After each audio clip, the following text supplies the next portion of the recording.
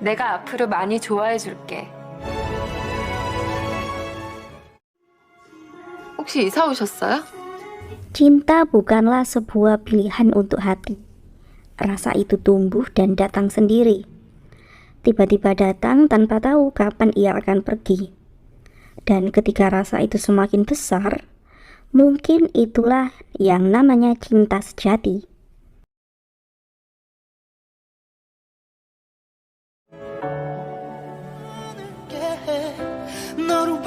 Cerita diawali dengan keromantisan pasangan pengrajin logam bernama Baek Hee-sung dan juga istri cantiknya yaitu Cha Ji-won yang seorang detektif.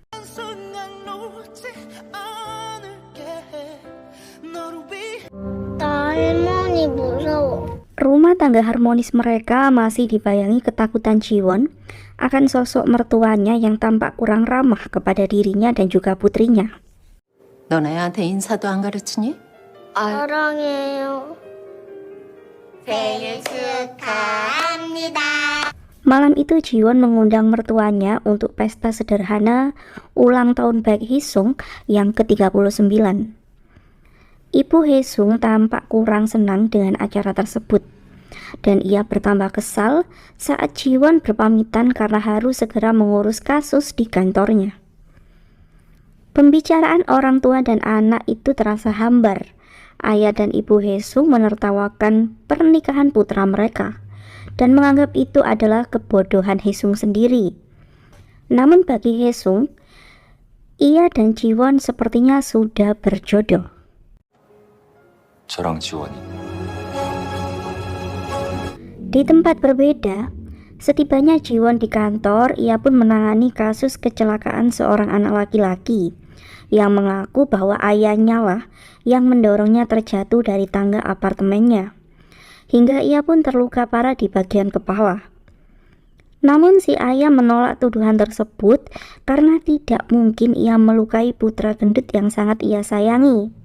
Ia mengatakan beberapa hari ini ia memang sering melatih putranya untuk menuruni anak tangga di apartemen itu agar berat badan anaknya turun. Detektif Choi merasa curiga dengan alibi pria tersebut. Namun detektif Cha Ji-won merasa pria tersebut bukanlah pelakunya karena sandal yang ia pakai bukanlah sandal miliknya. Ia merasa si ayah terlalu terburu-buru pergi saat mendengar kecelakaan putranya. Detektif Choi masih sangat meyakini firasatnya bahwa si ayah adalah pelaku utama. Di tempat berbeda, reporter Kim Mo-jin ingin membuat berita tentang kasus tersebut. Ia pun merasa si ayah adalah pelaku yang mencelakai putranya karena ia membenci putranya yang gendut. Detektif Cha yang masih ragu dengan hal tersebut, ia pun kembali ke rumah sakit untuk menanyakan sesuatu kepada ibu anak tersebut. Namun keadaan si ibu terlihat kurang fokus. Ia tiba-tiba emosi saat detektif Cha menanyakan tentang kondisi rumah tangganya. Kemudian saat detektif Cha dan reporter Kim membahas tentang kasus tersebut, reporter Kim menceritakan tentang kasus pembunuhan berantai yang dilakukan oleh seorang pengrajin logam, di mana salah satu dari 7 korban pembunuhan tersebut adalah istri si pengrajin itu sendiri.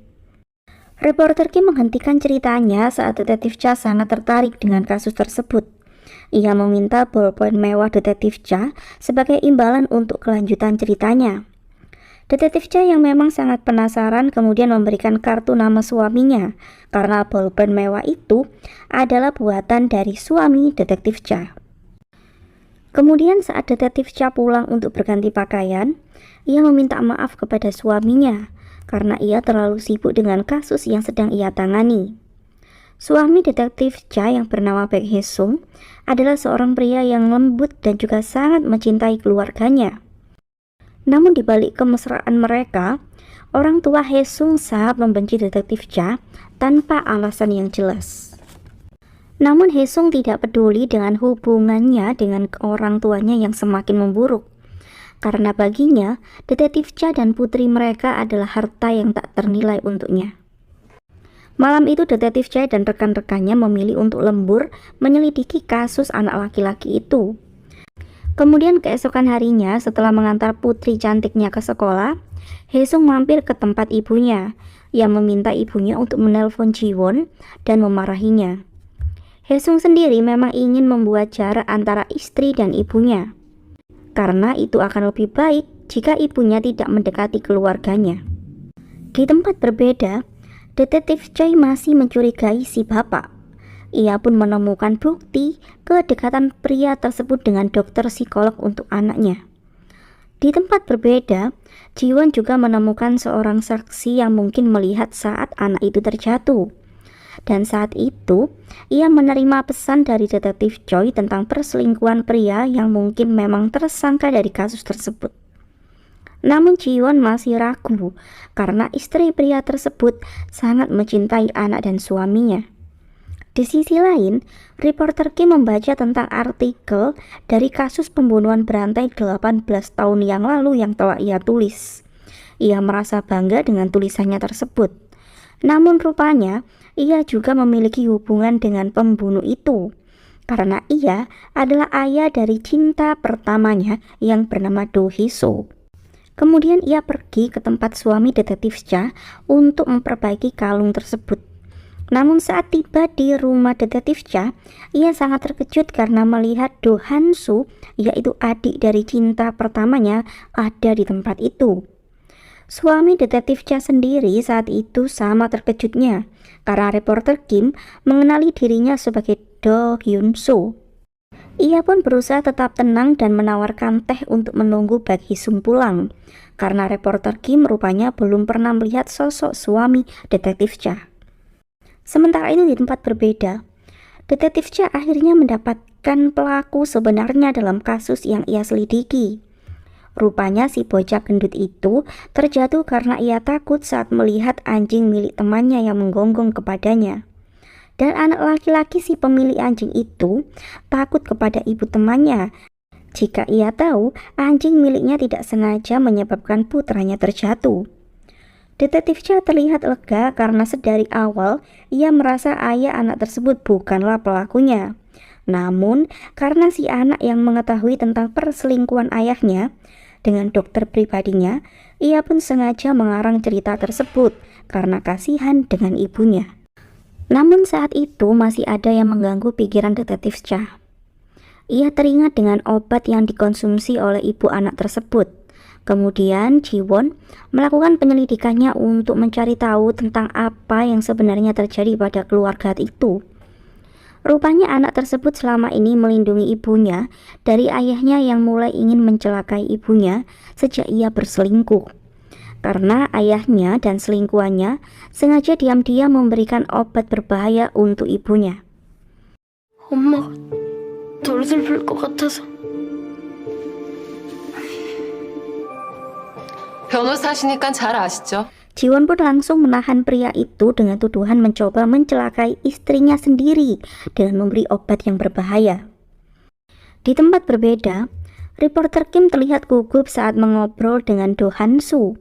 Ia kemudian bercerita tentang pembunuhan mandor desa mereka dahulu. Setelah kepergian Do Han-soo dari desa itu, beberapa warga di sana menuduh Do Han-soo lah pembunuhnya karena ayah Do Han-soo adalah pembunuh berantai yang kemudian bunuh diri. Sehingga sangat mungkin darah pembunuh mengalir dalam diri Do Han-soo. Do Han-soo merasa lucu dengan cerita dan pandangan warga desa tentang dirinya itu. Kemudian saat reporter Kim hendak berpamitan pulang karena merasa Baek Hee-sung tidak kunjung datang, Do Han-soo membungkuskan sebuah hadiah untuknya. Dan saat reporter Kim lengah, Do Han-soo langsung melumpuhkan reporter Kim dengan mencekiknya dari belakang. Di tempat berbeda, saat Jiwon dan rekan-rekannya membahas tentang kasus yang baru mereka selesaikan, ia tiba-tiba mendapatkan telepon dari mertuanya yang jahat. Perkataan ibu Hee-sung membuat Jiwon meneteskan air mata. Namun saat Jiwon pulang ke rumah, tawa suami dan putrinya langsung membuatnya bahagia dan melupakan kesedihannya tadi. 엄마도 느껴줄까? 신분증 좀. Cerita kemudian flashback saat pertama kali Haesung dan Jiwon bertemu. Saat remaja dulu, Jiwon sedang mempersiapkan ujian ASN-nya sembari menjaga toko ibunya. Ia mulai tertarik dengan Haesung yang memiliki visual lebih muda dari usianya. Dan Haesung sendiri ternyata baru saja pindah untuk tinggal di desa itu. 좋은 동네 같아요. 조용하고. 저 알아보도록 하겠습니다. 절대로 오버하시. Sampai sekarang, Haesung masih mempelajari cara membuat ekspresi wajah. Karena ia memiliki gangguan untuk bisa mengekspresikan sesuatu. Ia secara sembunyi-sembunyi sering melakukan hal tersebut dari istrinya. Karena bagi Jiwon, Haesung adalah sosok suami rumah tangga sekaligus suami bekerja yang sangat sempurna. Bahkan dalam hal mengurus putri kecilnya, Haesung lebih telaten daripada istrinya. Dan pagi itu, Jiwon ingin membantu membersihkan bengkel milik suaminya. Ia menanyakan kenapa cangkir teh suaminya pecah. Ia sangat penasaran siapa teman Haesung yang ia ajak minum teh kemarin. Ia pun ingin mengenalnya, karena ia tahu suaminya adalah orang yang sangat pendiam dan hampir tidak memiliki teman. Namun saat itu, Haesung mencoba mengajak Jiwon untuk pergi dari bengkelnya karena ia menyembunyikan reporter Kim di dalam ruangan bawah tanah. Kemudian Jiwon dan rekan-rekannya mendapatkan laporan tentang kasus pembunuhan seorang nenek yang selama ini tinggal sendiri di rumahnya. Kondisi korban yang mengenaskan dan kejanggalan tentang satu kuku korban yang hilang.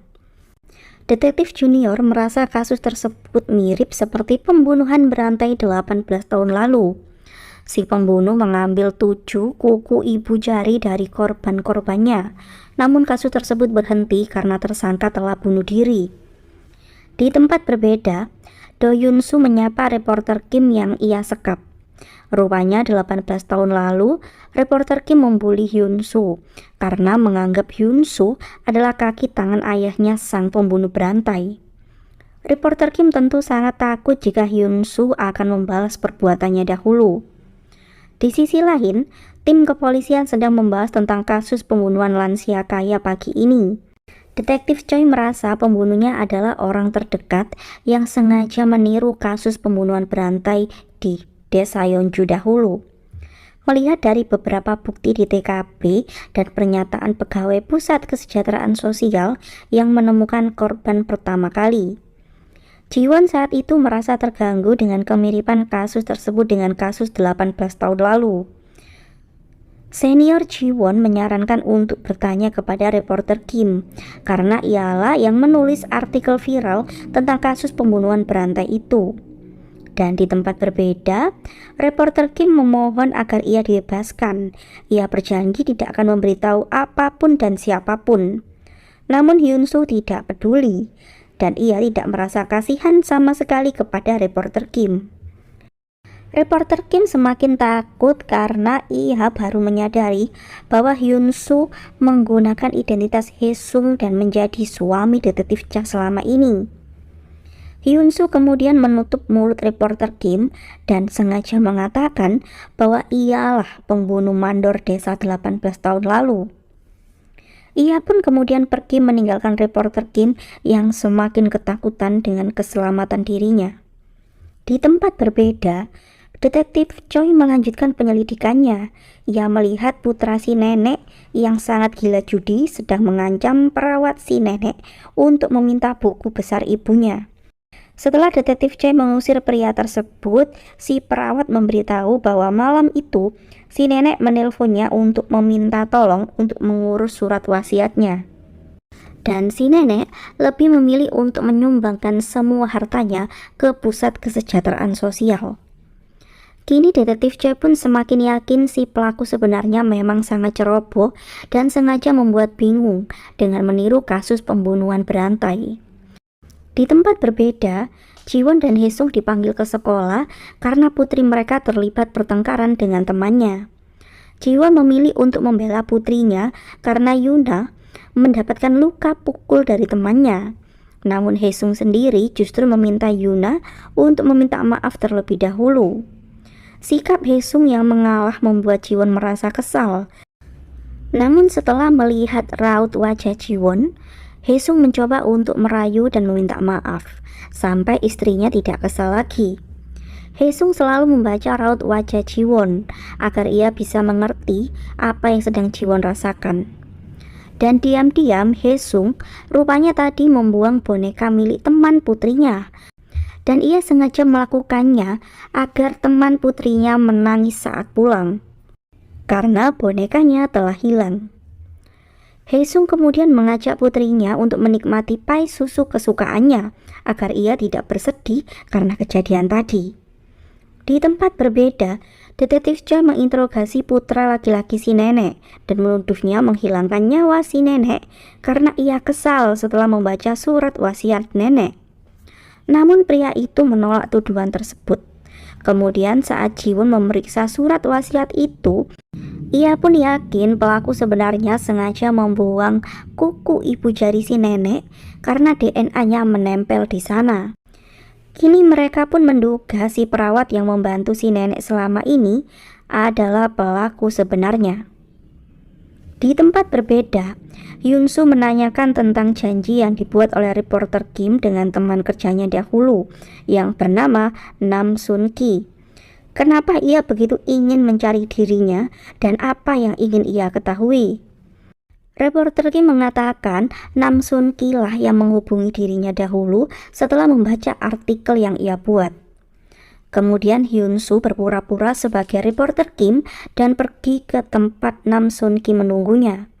Ia menelpon Sun-ki dan menanyakan apa yang ia ingin katakan. Dengan terbata-bata dan terdengar ketakutan, Sun-ki mengatakan bahwa ia mendapatkan ancaman dari Do Hyun-soo. Hal tersebut tentu membuat Hyun-soo yang asli bingung karena ia tidak pernah menghubungi dan bahkan tidak akrab dengan Sun-ki. Hyun-soo kemudian mengatakan bahwa Do Hyun-soo sudah meninggal, jadi tidak mungkin ia muncul dan menerornya. Namun pria itu merasa takut karena ia dahulu pernah hampir membunuh dan merampok uang dari Hyun-soo. Dan tentu saja, kini ia pun takut Hyun-soo akan balas dendam dengan menerornya. Di tempat berbeda, si perawat menolak untuk tes DNA saat Jiwon meminta untuk ikut dengannya. Namun detektif Choi yang akhirnya menemukan bukti pembunuhan yang sengaja disimpan oleh si perawat di atas atap apartemen, ia pun kemudian menghubungi Jiwon untuk memberitahu bahwa ia telah menemukan kuku si nenek yang dibuang oleh perawat tersebut. Si perawat terlihat biasa saja saat Jiwon akan membawanya. Ia justru berdandan terlebih dahulu dan tidak menyesali perbuatannya. Karena ia merasa sudah sangat lelah harus mengurusi nenek setiap hari. Karena si nenek menyumbangkan semua hartanya untuk pusat kesejahteraan sosial tempatnya bekerja. Si perawat sangat membenci tatapan mata Jiwon dan ia pun mencoba untuk melukai wajah Jiwon. Namun ia salah pilih lawan. Karena Jiwon bukanlah wanita yang bisa diremehkan. Dan ia pun membawa si perawat tersebut setelah memberinya sedikit pelajaran. Kemudian malam harinya, seorang pria berjas hujan hitam tiba-tiba datang ke rumah Nam Sun-ki dan menghabisinya dengan cara seperti pembunuhan berantai 18 tahun lalu. Kemudian di tempat berbeda, Haesung pulang ke rumah setelah pergi dari Toserba untuk membeli minuman. Ia beralasan tidak bisa tidur dan ingin membeli minuman tersebut. Jiwon teringat dengan pernyataan cinta yang ia ungkapkan dengan membawa minuman kesukaan Haesung itu. Namun Haesung dulu sungguh berbeda dengan Haesung sekarang. Karena dahulu ia sangat sinis kepada Jiwon dan merasa terganggu karena Jiwon terus mendekatinya. Rupanya Haesung sendiri tadi sedang memberi makan reporter Kim. Ia menanyakan tentang artikel yang reporter Kim tulis tentang pembunuhan di desa mereka dahulu.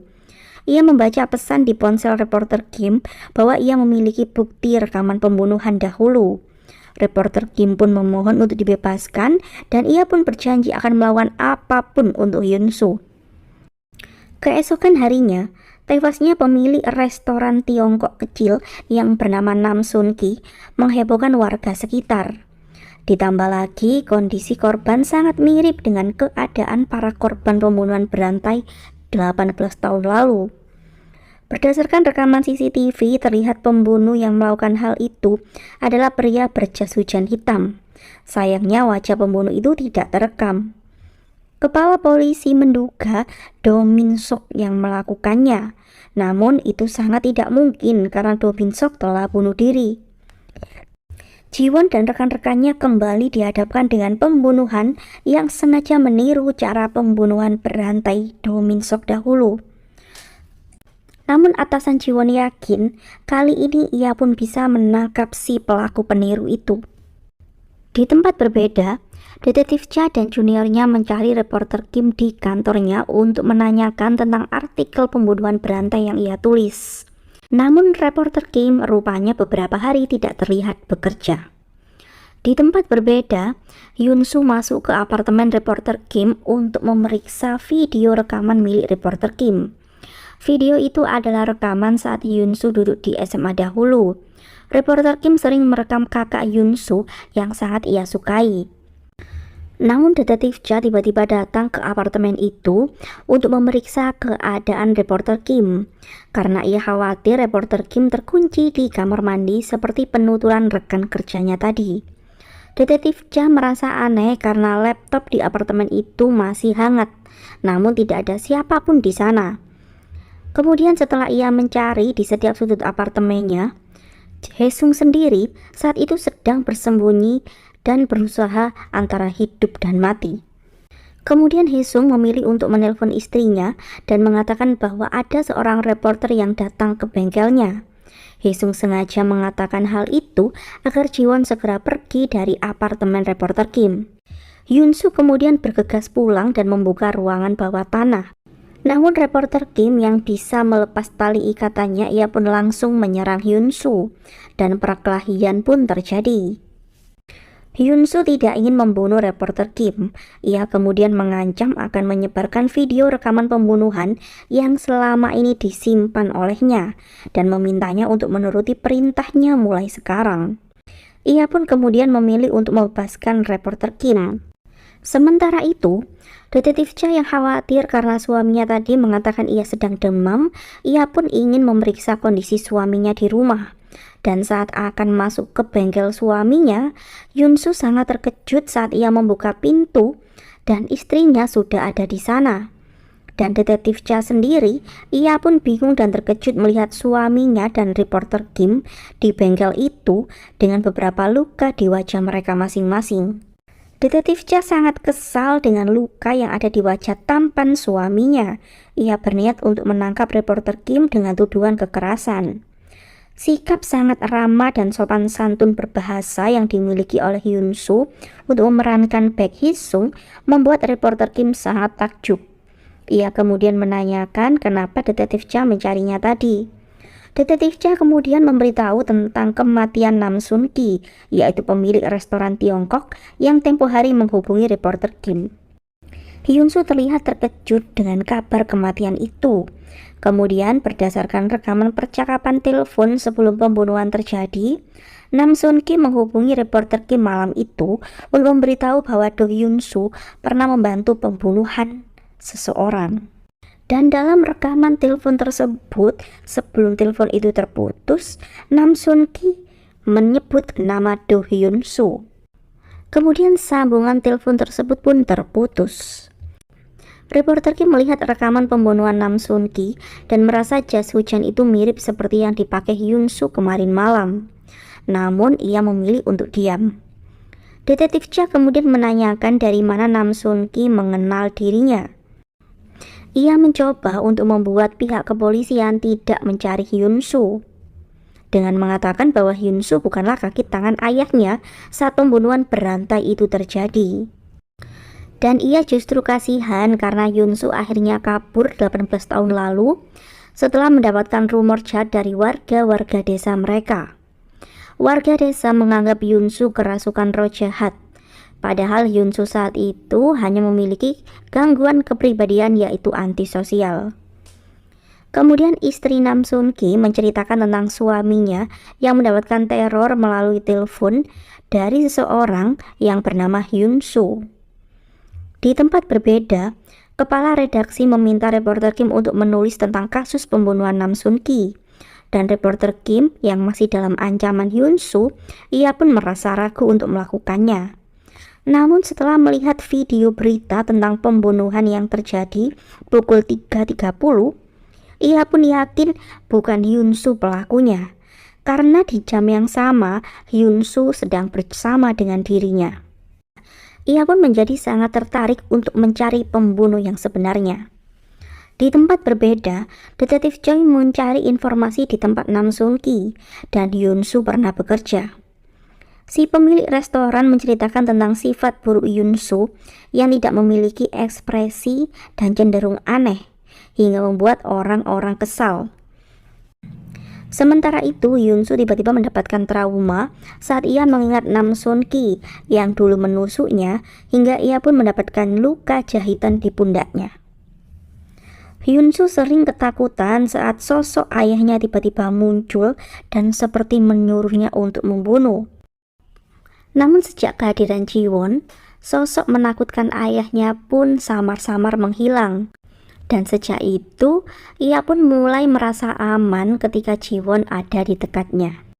Kemudian reporter Kim menemui Hyun Soo untuk memberitahu bahwa mungkin ada seseorang yang mengaku sebagai Do Hyun Soo, dan orang itulah yang membunuh Nam Sun Ki.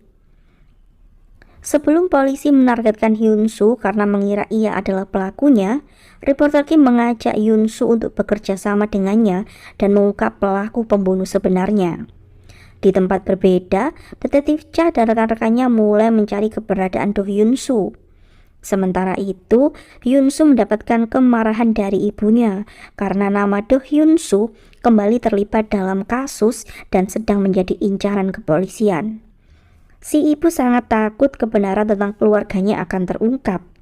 Rupanya selama ini Hyun Soo memakai nama Baek Hee-sung karena orang tua Hee-sung sendiri menyembunyikan kondisi putra mereka yang sedang koma bertahun-tahun. Si ibu sebenarnya mulai menyayangi Hee-sun seperti anaknya sendiri. Ia tentu khawatir karena menantunya adalah seorang polisi. Dulu ia sangat menentang pernikahan tersebut karena ia ingin Hyun Soo hidup sebagai Baek Hee-sung dan tinggal di luar negeri. Namun Hyun Soo memilih untuk memiliki keluarga kecil dan tetap tinggal di Korea. Ia tentu tidak ingin membuat si ibu khawatir dengan masalah yang menyeret namanya sekarang. Ayah Baek Hee-sung adalah seorang dokter dan juga direktur rumah sakit. Ialah yang selama ini memberi pengobatan maksimal untuk putranya yang sedang koma. Dan Baek Hee-sung sendiri adalah anak kecil yang jenius sebelum ia kini terbaring koma entah apa alasannya. Sementara itu, untuk melanjutkan penyelidikan tentang keluarga Do Min Suk, detektif Cha akan mulai menggali informasi dari Do Hee-sun, yaitu kakak dari Do Hyun Soo. Dan karena detektif Choi menolak untuk menyelidiki seorang wanita karena takut mereka terpesona kepadanya, detektif Cha pun ditugaskan untuk bertemu dengan Do Hee-sun. Do Hee-sun kini adalah seorang make-up artist yang lebih sering merias adegan-adegan pembunuhan. Namun ia sudah 18 tahun tidak berkomunikasi dengan adiknya, sehingga ia tidak bisa banyak memberi jawaban terkait pertanyaan yang detektif Cha tanyakan padanya. Detektif Cha sedari awal tidak berharap banyak. Ia merasa Hee-sun terlihat sedih setiap ia membahas tentang adiknya, namun saat membahas tentang ayah mereka, ia terlihat sangat membencinya. Di tempat berbeda, reporter Kim mulai penasaran di manakah Baek Hee-sung yang asli. Ia kagum dengan temannya yang mendapatkan nasib sangat bagus karena diangkat anak oleh direktur rumah sakit. Sementara itu, detektif Cha tiba-tiba menyuruh suaminya untuk memakai jas hujan yang ia pakai tempo hari. Hyun Soo bingung kenapa istrinya memintanya melakukannya. Ia bertanya apakah Ji-won mencurigai dirinya.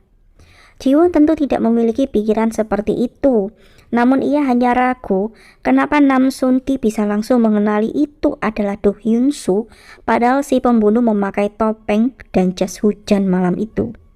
Jiwon terlihat sangat bersemangat untuk memecahkan kasus tersebut. Ia bahkan lembur di malam hari untuk membaca kasus Do Min Suk. Hyun-soo mencoba untuk mengganggu konsentrasi istrinya dengan bermanja kepadanya. Ia menanyakan apa yang sedang Jiwon baca, dan Jiwon yang tidak menaruh curiga apapun pada suaminya, ia pun menceritakan bahwa ia sedang mencari Do Hyun-soo yang telah hilang 18 tahun lalu. Namun sebentar lagi ia pasti akan mendapatkan sketsa dari Do Hyun-soo dari pemilik restoran tempat Hyun-soo bekerja dahulu. Hyun-soo asli pun tampak khawatir dengan hal tersebut. 이리 와. 이렇게 잘생겼었다고 우리 신랑이? 지원아.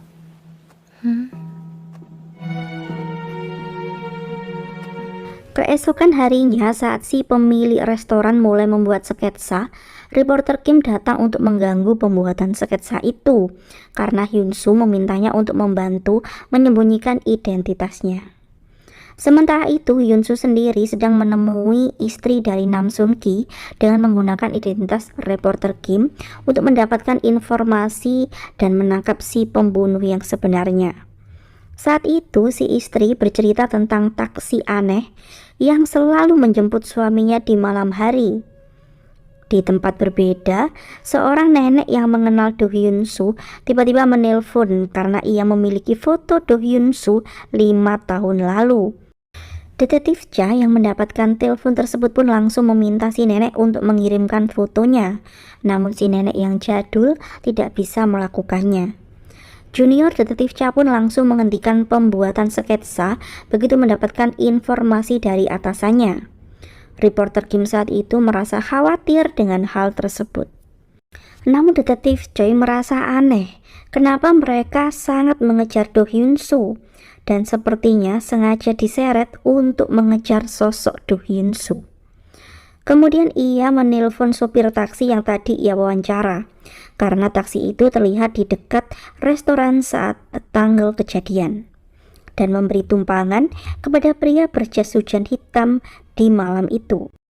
Detektif Choi menelpon supir taksi itu karena botol minumannya tertinggal di kantor polisi. Namun rupanya botol tersebut sengaja ditinggalkan oleh si supir taksi karena ia sedang merekam semua pembicaraan di kantor polisi. Dan sepertinya si supir taksi memang mengenal Nam Sun-ki karena tempo hari saat pertama kali bertemu dengan Nam Sun-ki yang terlihat mabuk, Nam Sun-ki meminjam telepon si supir taksi dan ia tiba-tiba takut karena gantungan ponsel si supir taksi sama seperti gantungan milik Do Hyun-soo. Sejak itulah Nam Sun-ki menuduh si supir taksi adalah Do Hyun-soo.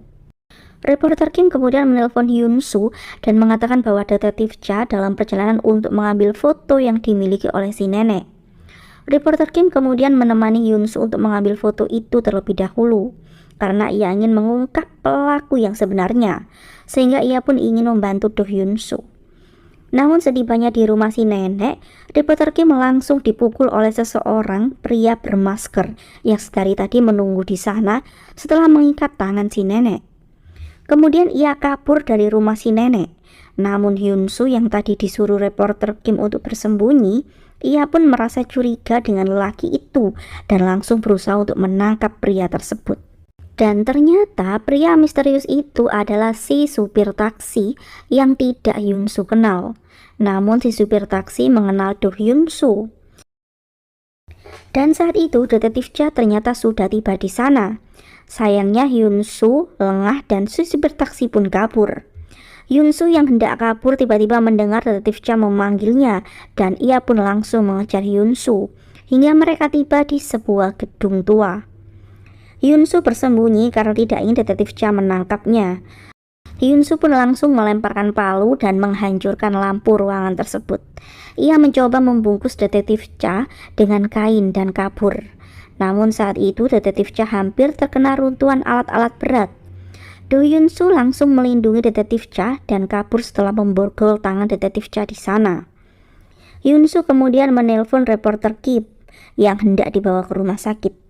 Ia mengatakan si supir taksi ingin mencari Jo Min-suk. Hyun-soo meminta reporter Kim untuk mencari informasi tentang Jo Min-suk karena ia tidak mengenal nama tersebut. Kemudian saat melepaskan borgol detektif Cha, juniornya merasa heran kenapa detektif Cha baik-baik saja padahal tempat tersebut sangat berantakan. Ia kemudian mengatakan bahwa foto si nenek telah dicuri. Namun anehnya, orang yang menyerang si nenek tidak mengenal siapa Do Hyun Soo dari foto si nenek. Detektif Cha kemudian menduga si pembunuh Nam Sun Ki bukanlah Do Hyun Soo, melainkan orang lain yang mengincar Do Hyun Soo. Kemudian saat mengumpulkan warga yang panik karena serangan yang dialami oleh si nenek tadi, detektif Cha menanyakan apakah ada orang mencurigakan yang datang ke desa itu untuk mencari tahu tentang Do Hyun Soo. Dan salah satu si nenek kemudian mengatakan selain wartawan, polisi, tempo hari ada seorang supir taksi yang mencari Do Hyun Soo di sana. Dan ia terlihat seperti kurang waras karena pergi ke desa itu untuk menggali tempat-tempat di sana dan mencari jasad istrinya. Sementara itu di tempat berbeda, Detektif Choi dan Detektif Lee merasa aneh dengan rekaman CCTV karena mereka tidak melihat ada penumpang yang turun dari taksi tersebut. Namun hanya seorang pria berjas hujan hitam yang tiba-tiba masuk beberapa menit setelah kejadian itu. Kemudian mereka mendapatkan telepon dari Detektif Cha yang mengatakan bahwa dugaan mereka tentang Hyun Soo adalah salah. Supir taksi itu adalah suami dari salah satu korban pembunuhan berantai. Namun jasad istrinya yang bernama Ju Min Suk sampai sekarang belum ditemukan. Kemudian Detektif Cha menanyakan dari mana si supir taksi itu tahu bahwa ia akan pergi mengambil foto Do Hyun Soo. Dan Detektif Choi akhirnya pun menyadari bahwa sedari tadi ia telah disadap melalui botol yang sengaja ditinggalkan oleh si supir taksi. Di tempat berbeda, si supir taksi sedang menuju tempat ia berjanji bertemu dengan Do Hyun Soo. Sementara itu Detektif Cha, ia pun menemukan jam tangan hadiah yang ia berikan kepada suaminya ada di gudang tempatnya tadi.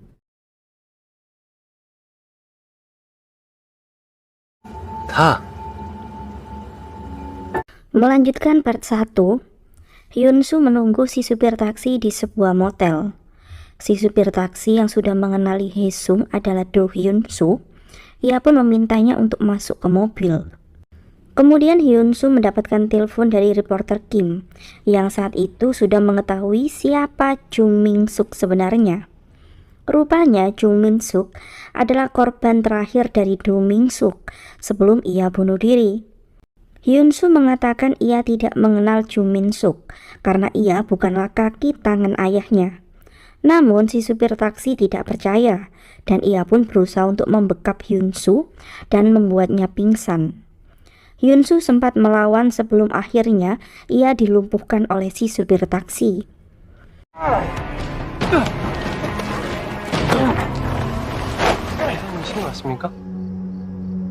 Di tempat berbeda, Jiwon mulai sangat khawatir kenapa jam tangan suaminya ditemukan di TKP. Hingga kemudian tim polisi mendapatkan laporan tentang perkelahian di sebuah motel. Jiwon mengajak juniornya untuk bergegas ke sana dan ia semakin kalut saat menemukan sebuah ponsel berdering dengan gambar putrinya. Kemudian Detektif Choi menelponnya dan memberitahu tentang si supir taksi. Jiwon semakin khawatir dengan keselamatan suaminya. Ia menyuruh Detektif Choi untuk membantunya segera menemukan di mana si supir taksi menculik suaminya. Di tempat berbeda, Detektif Lee menemui orang tua Haesung untuk mengabarkan penculikan yang dialami oleh Haesung. Respon orang tua Haesung yang terlihat lebih tertarik dengan background si supir taksi yang sedang mencari istrinya.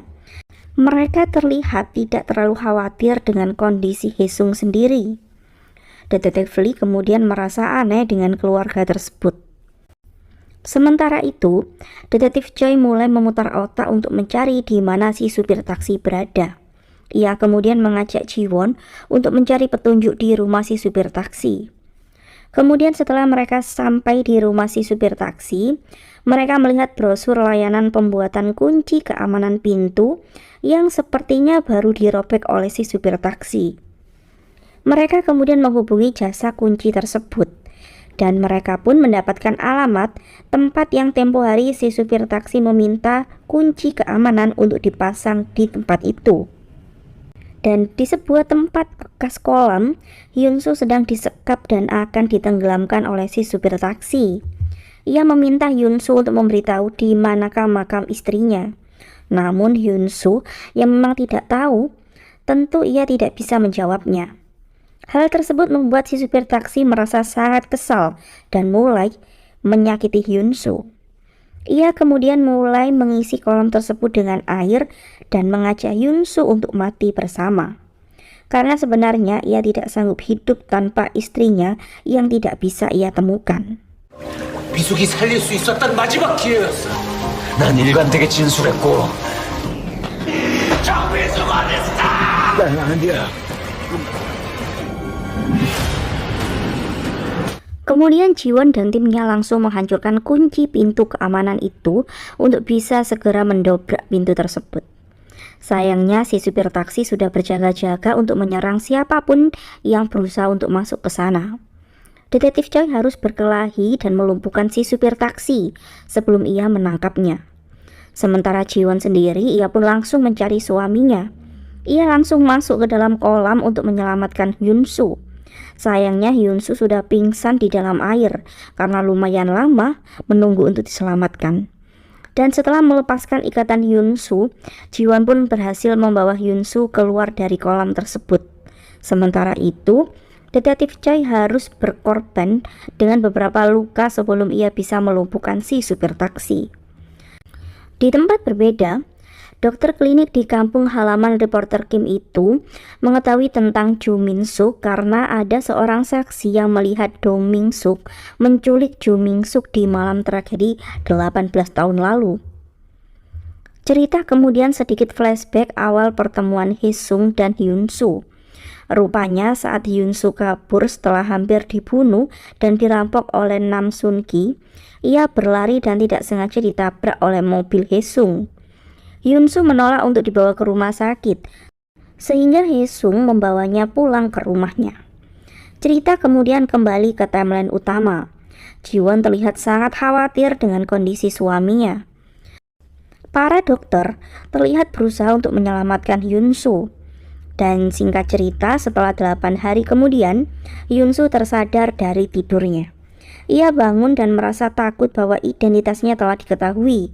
Hingga kemudian melihat Jiwon memeluknya dan raut wajah Jiwon yang sangat khawatir membuatnya mengerti bahwa keadaan masih berpihak kepadanya.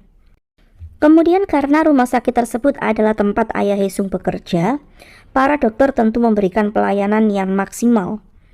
Jiwon terlihat lega karena hilang ingatan yang dikhawatirkan oleh para dokter ternyata tidak terjadi kepada Hyun-soo.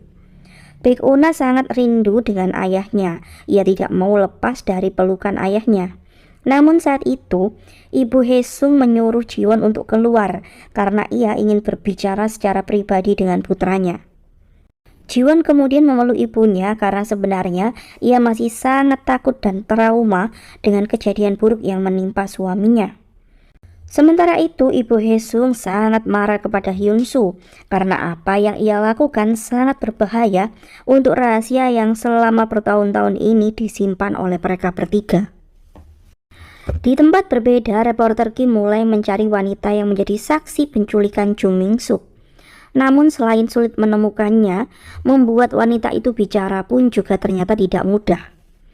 Di tempat berbeda, kondisi si supir taksi rupanya cukup parah. Selain karena perkelahiannya dengan detektif Choi kemarin, rupanya usianya pun tidak akan lama karena ia menderita kanker yang cukup parah. Sementara itu, ayah Hye-sung merasa beruntung dengan keadaan para si supir taksi.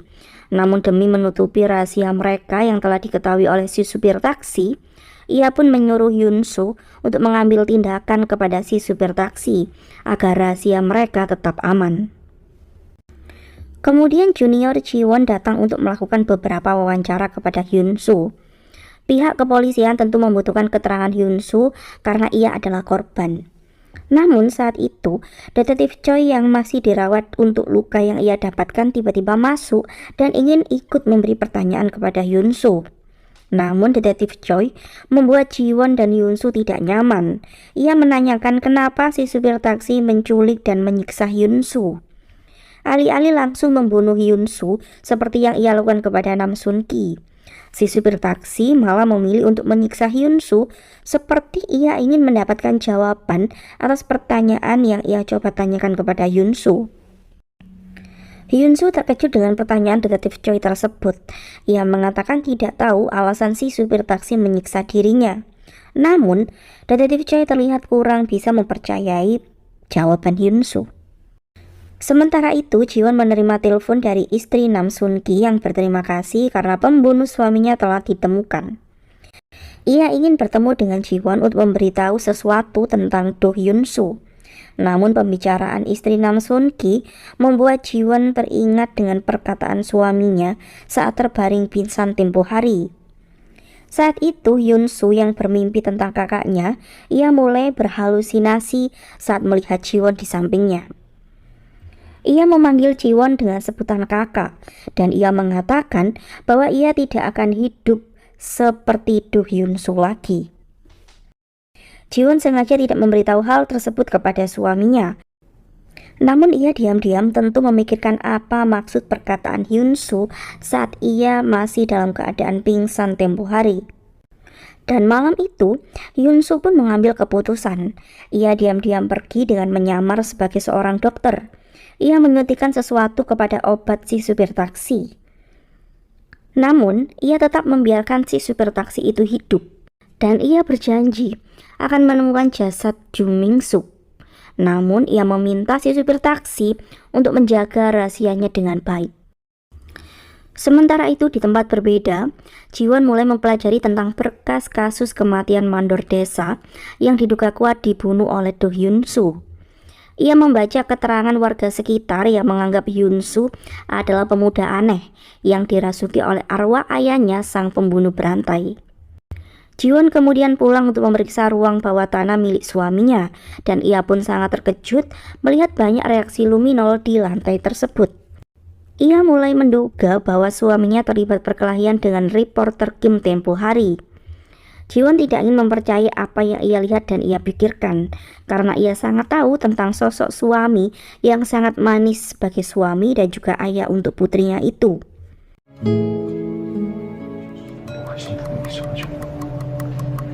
Kemudian keesokan harinya, di kantor reporter Kim, wanita yang menjadi saksi akhirnya datang karena ia merasa bersalah dengan sosok Jung Min Suk yang selama ini membayangi dirinya.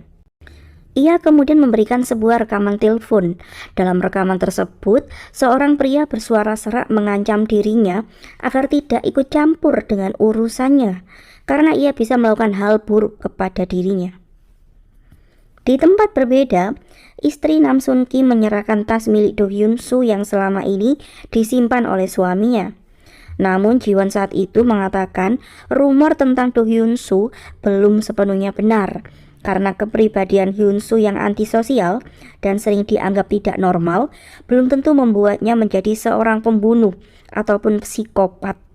Namun mulai sekarang Jiwon ingin mencari banyak fakta tentang Do Yunsu.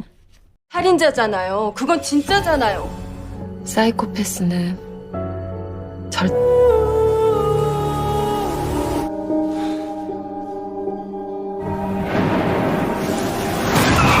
Cerita kemudian sedikit flashback saat Yunsu terbangun dan sudah berada di rumah Baek Hee-sung. Di rumah mewah itu, Yunsu terbangun dan memutuskan untuk pergi. Namun ia malah mencuri beberapa perhiasan di kamar ibu Hee-sung. Hingga akhirnya orang tua Hee-sung terkejut melihat Yunsu sudah tersadar. Kemudian setelah beberapa hari di sana, ia diperlakukan dengan sangat baik oleh orang tua Hee-sung. Namun, ternyata semua itu tidaklah gratis, karena mereka mengancam akan memasukkan Yunsu ke penjara, kecuali Yunsu menerima syarat yang mereka berikan, yaitu ia harus berpura-pura menjadi Hee-sung mulai sekarang. Yunsu sepertinya tidak ada pilihan lain dan ia pun menerimanya. Namun sebuah pertanyaan besar masih mengganggunya. Kenapa pria yang menabraknya malah terbaring koma, sedangkan ia baik-baik saja? Cerita kemudian kembali ke timeline utama. Pagi itu Jiwon memberikan hadiah jam tangan baru untuk suaminya, karena jam tangan miliknya tempo hari hilang di gedung tua. Tanpa kecurigaan apapun, Hyunsu terlihat senang dengan hadiah tersebut. Kemudian setelah membuatkan jus apel untuk anak dan istrinya, Hyunsu menanyakan kenapa kunci ruangan bawah tanah miliknya rusak. Jiwon membuat alasan ia tidak sengaja merusaknya saat akan mengambil kereta bayi yang akan ia berikan kepada temannya. Di tempat berbeda, reporter Kim mendapatkan kesuksesan besar setelah merilis berita dan bukti terbaru tentang kasus 18 tahun lalu. Semua terlihat sangat bangga kepada reporter Kim. Sementara itu, Jiwon yang sudah mengetahui bahwa suaminya adalah Baek Hee-sung palsu, ia tentu sangat kesal karena merasa sudah 14 tahun ditipu oleh suaminya. Di tempat berbeda, kakak Hyunsu yaitu Hee-sun terlihat sangat terkejut menyaksikan berita yang dibawakan oleh reporter Kim yang mencoba menggiring opini publik bahwa Do Min-suk memiliki kaki tangan dalam kejahatannya, dan Do Hyunsu lah kaki tangan tersebut. Hyunsu terlihat panik dan seakan-akan mendapatkan ingatannya kembali. 김우진 기자가 특종을 터뜨렸어. Kemudian malam harinya, Jiwon sengaja mengajak suaminya untuk menonton berita reporter Kim Mo-jin. Namun Hyunsu terlihat kurang nyaman dan memilih untuk mengganti saluran TV.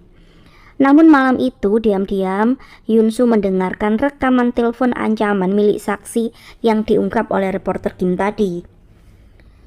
Hyunsu merasa ada yang aneh dengan rekaman ancaman tersebut. Dan keesokan harinya, pimpinan kepolisian sedang bersiap untuk menyelidiki ulang kasus 18 tahun lalu. Ia pun menugaskan tim detektif Lee untuk memecahkan kasus tersebut. Di tempat berbeda, Jiwon mengunjungi tempat rehabilitasi Hyunsu saat ia kecil dahulu. Hyunsu adalah sosok anak yang sangat pendiam dan tidak bisa bergaul. Namun suatu hari, ia pernah sangat marah dan memukuli temannya hanya karena temannya tersebut memegang perekam musik miliknya. Di tempat berbeda, ayah Baek Hee-sung memanggil Hyunsu untuk memperingatkannya. Jika sampai identitasnya benar-benar terbongkar, ia harus pergi sejauh mungkin dan tidak akan kembali. Hyunsu tidak perlu khawatir soal Jiwon dan putrinya, karena ia pasti akan menjaga mereka. Sementara itu, Hee-sun tiba-tiba datang ke kantor reporter Kim, dan hal itu membuat reporter Kim sangat malu dengan keadaan yang berantakan. Ia ingin bisa tampil mempesona di hadapan wanita yang masih sangat ia sukai itu. Setelah berganti baju, reporter Kim mengajak Hee-sun untuk ke apartemennya karena Hee-sun ingin membicarakan sebuah rahasia. Reporter Kim yang masih dakdikduk karena kemunculan mantannya setelah 18 tahun dibuat terkejut karena Hee-sun memilih jujur bahwa ia adalah orang yang telah membunuh mandor desa 18 tahun lalu. Ia meminta reporter Kim untuk tidak menargetkan Hyunsu karena Hyunsu bukan pembunuh ataupun kaki tangan ayahnya. 내가 죽였으니까. 너는 아직도 걔를 감싸주고 싶어? Reporter Kim tentu tidak pernah menyangka, bahkan tidak mau mempercayai bahwa Hee-sun adalah pembunuh dari mandor desa. Di tempat berbeda, Hyunsu berulang-ulang mencoba untuk menganalisis rekaman telepon ancaman ayahnya kepada saksi penculikan Jung Min-suk, dan ia pun menemukan sesuatu yang mencurigakan. Sementara itu, Jiwon mencoba menanyakan barang-barang Hyunsu yang tertinggal saat ia meninggalkan restoran tempatnya bekerja. Si pemilik restoran menceritakan bahwa perekam musik tersebut memang milik Hyunsu. Bahkan ia pernah hampir dipatahkan tangannya saat memegang pemutar musik itu. Di tempat berbeda, Ibu Hee-sung terkejut saat cucunya tiba-tiba datang. Ia seperti belum siap jika dititipi untuk menjaga cucunya yang lucu itu. Dan ia pun tiba-tiba sangat emosi saat melihat cucunya yang masih TK belajar matematika kelas 3 SD. Ia merobek buku milik cucunya dan melarangnya untuk belajar. Baek Una sangat ketakutan melihat neneknya. Ibu Hee-sung tersebut tentu merasa bersalah dan berusaha untuk membuat cucunya tidak menangis lagi. 뭐? 아니야. 천천히 먹어. 체해. 왔어? Kemudian Jiwon menemui Hyunsu di bengkelnya. Hyunsu terkejut melihat istrinya membawa tas milik Do Hyunsu.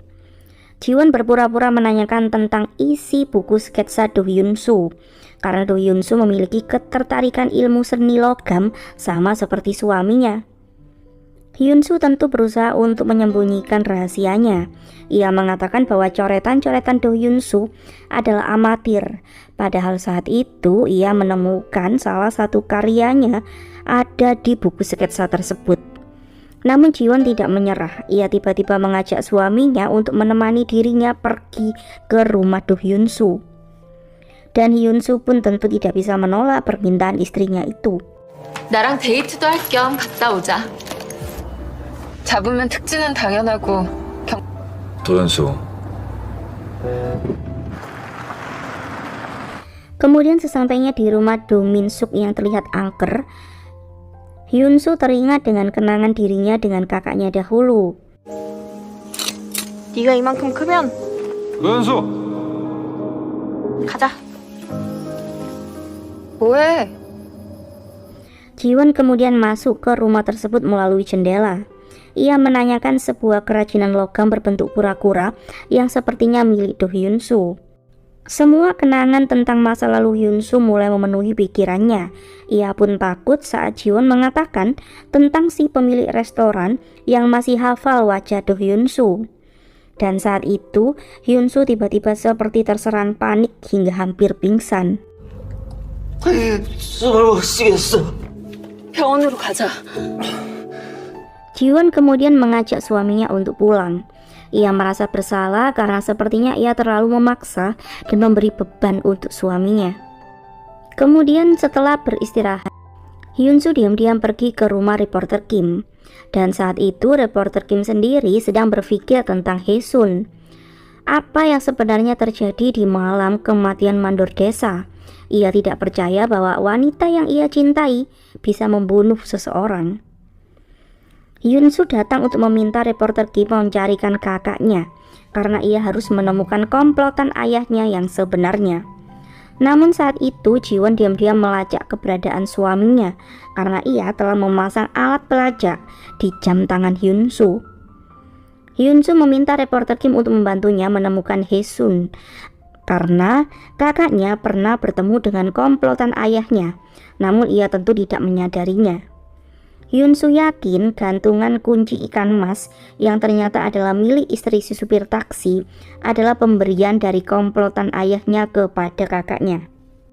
Kemudian sesampainya di rumah, Jiwon bersikap seolah-olah tidak tahu apa-apa, padahal ia pun bertanya-tanya kenapa suaminya menemui reporter Kim malam-malam. Kemudian keesokan harinya, saat Hyunsu mencoba untuk merubah salah satu karya logam miliknya karena sangat mirip dalam gambar buku sketsa Hyunsu, ia tentu tidak ingin Jiwon menyadari hal itu. Kemudian reporter Kim menelpon untuk memberitahu bahwa ia sudah menemukan Haesun. Hyunsu meminta tolong agar ia bisa bertemu dengan kakaknya. Dan selain itu, ia juga meminta reporter Kim untuk menemui si supir taksi di penjara. Ia ingin menanyakan apa yang sebenarnya terjadi di hari Jo Min Suk hilang. Reporter Kim kemudian memberitahu Haesun bahwa ia telah menemukan Hyunsu. Ia sengaja mengatakan hal tersebut agar terlihat hebat di mata orang yang ia sukai. Sementara itu, pimpinan Jiwon mengumpulkan timnya untuk memberitahu bahwa mereka mendapatkan tugas untuk menyelidiki kasus pembunuhan berantai 18 tahun lalu. Namun hanya Jiwon sendiri yang tiba-tiba bersikap acuh dan tidak ingin menerima kasus tersebut. Dan sikap Jiwon itu justru membuat rekan-rekannya merasa aneh.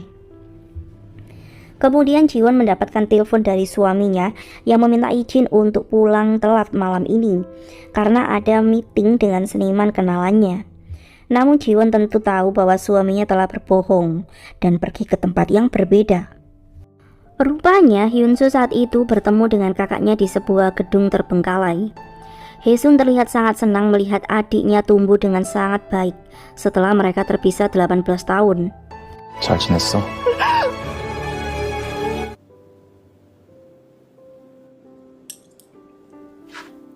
Sementara itu di tempat berbeda, Baek Una terlihat semakin akrab dengan neneknya.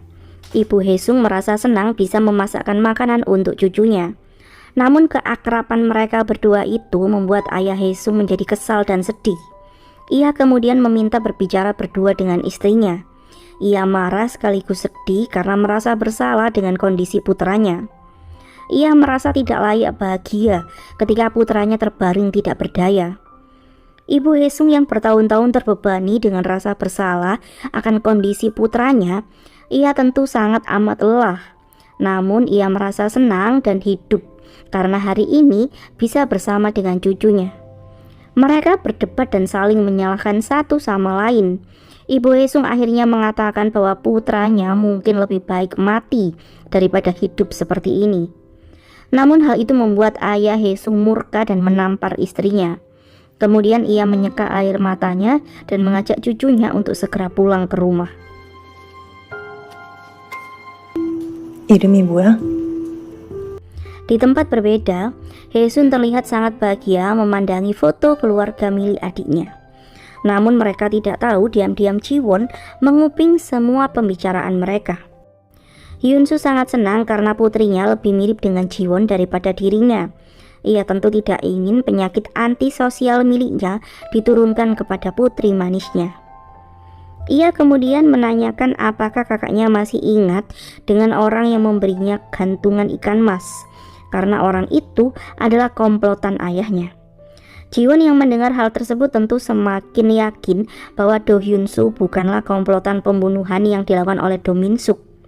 Namun Jiwon sangat sedih saat mendengar Hyun-soo mengatakan bahwa ia tidak memiliki perasaan cinta kepada siapapun, termasuk kepada Jiwon. Hyun-soo hanya ingin hidup sebagai Baek Haesung untuk selamanya.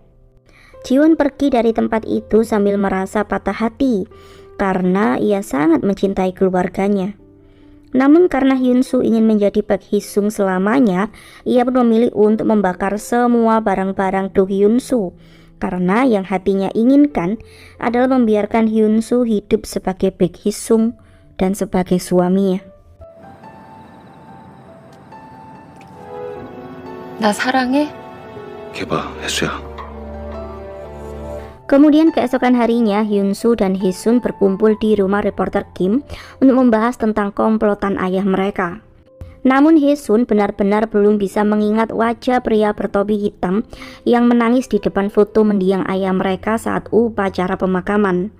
Namun si pria bertopi hitam itu sempat menuliskan nomor telepon jika Haesun dan Hyun-soo membutuhkan apapun darinya. Di tempat berbeda, Jiwon dan rekan-rekannya membaca kasus pembunuhan berantai 18 tahun lalu. Menurut detektif Choi, mereka harus menemukan Do Hyun-soo karena sekalipun Do Hyun-soo bukanlah komplotan ayahnya, tapi Do Hyun-soo pasti pernah bertemu dengan komplotan ayahnya itu saat malam penculikan Ju Min-suk. Sementara itu, saat mencoba untuk menganalisis rekaman suara saksi penculikan Ju Min-suk, Haesun yakin lokasi si penelpon adalah di ruangan kerajinan seni logam ayahnya. Kemudian Hyun-soo merasa ayahnya menculik Ju Min-suk adalah karena Ju Min-suk masuk dalam perangkap yang ia buat dengan komplotannya. Dan mungkin saja jebakan yang ayahnya buat adalah tentang tawaran pekerjaan, karena saat itu Ju Min-suk sendiri sangat membutuhkan biaya untuk pengobatan suaminya yang sedang sakit. Dan saat itu, bel rumah reporter Kim pun berbunyi. Ia mengira itu adalah kurir pizza yang ia pesan. Namun ternyata itu adalah Jiwon yang datang memastikan sesuatu. Reporter Kim sangat takut dengan kedatangan Jiwon. Ia bingung mencari alasan agar Jiwon tidak masuk ke apartemennya. 몸 상태가 안 좋아가지고. 이만하면 됐어.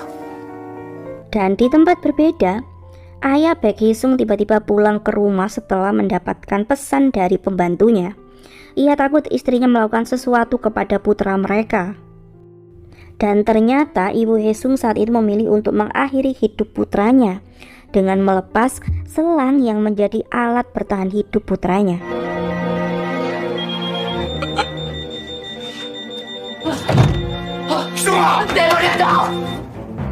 혹시 제보자예요? Sementara itu di apartemen reporter Kim, Hyun-soo tiba-tiba muncul dan menyapa Jiwon yang datang ke apartemen reporter Kim. 저기 차 형사님. 여긴 웬일이야?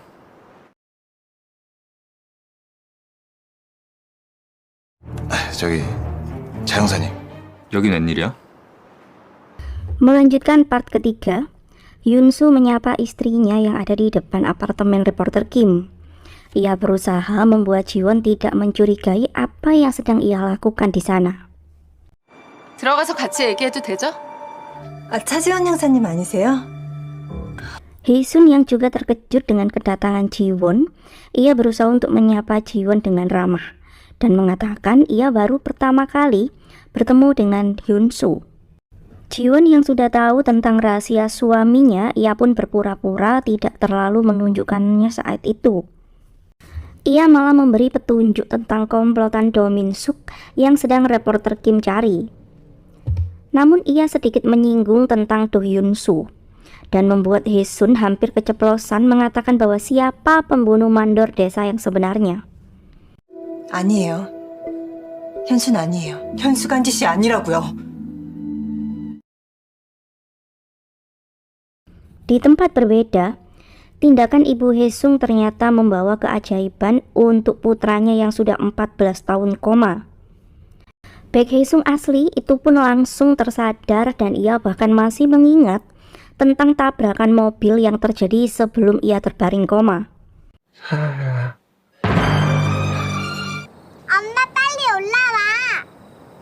Kemudian malam harinya, Hyunsu menyiapkan pesta perayaan 5 tahun pernikahan mereka. Namun Jiwon tidak bisa menutupi rasa kecewanya kepada suaminya.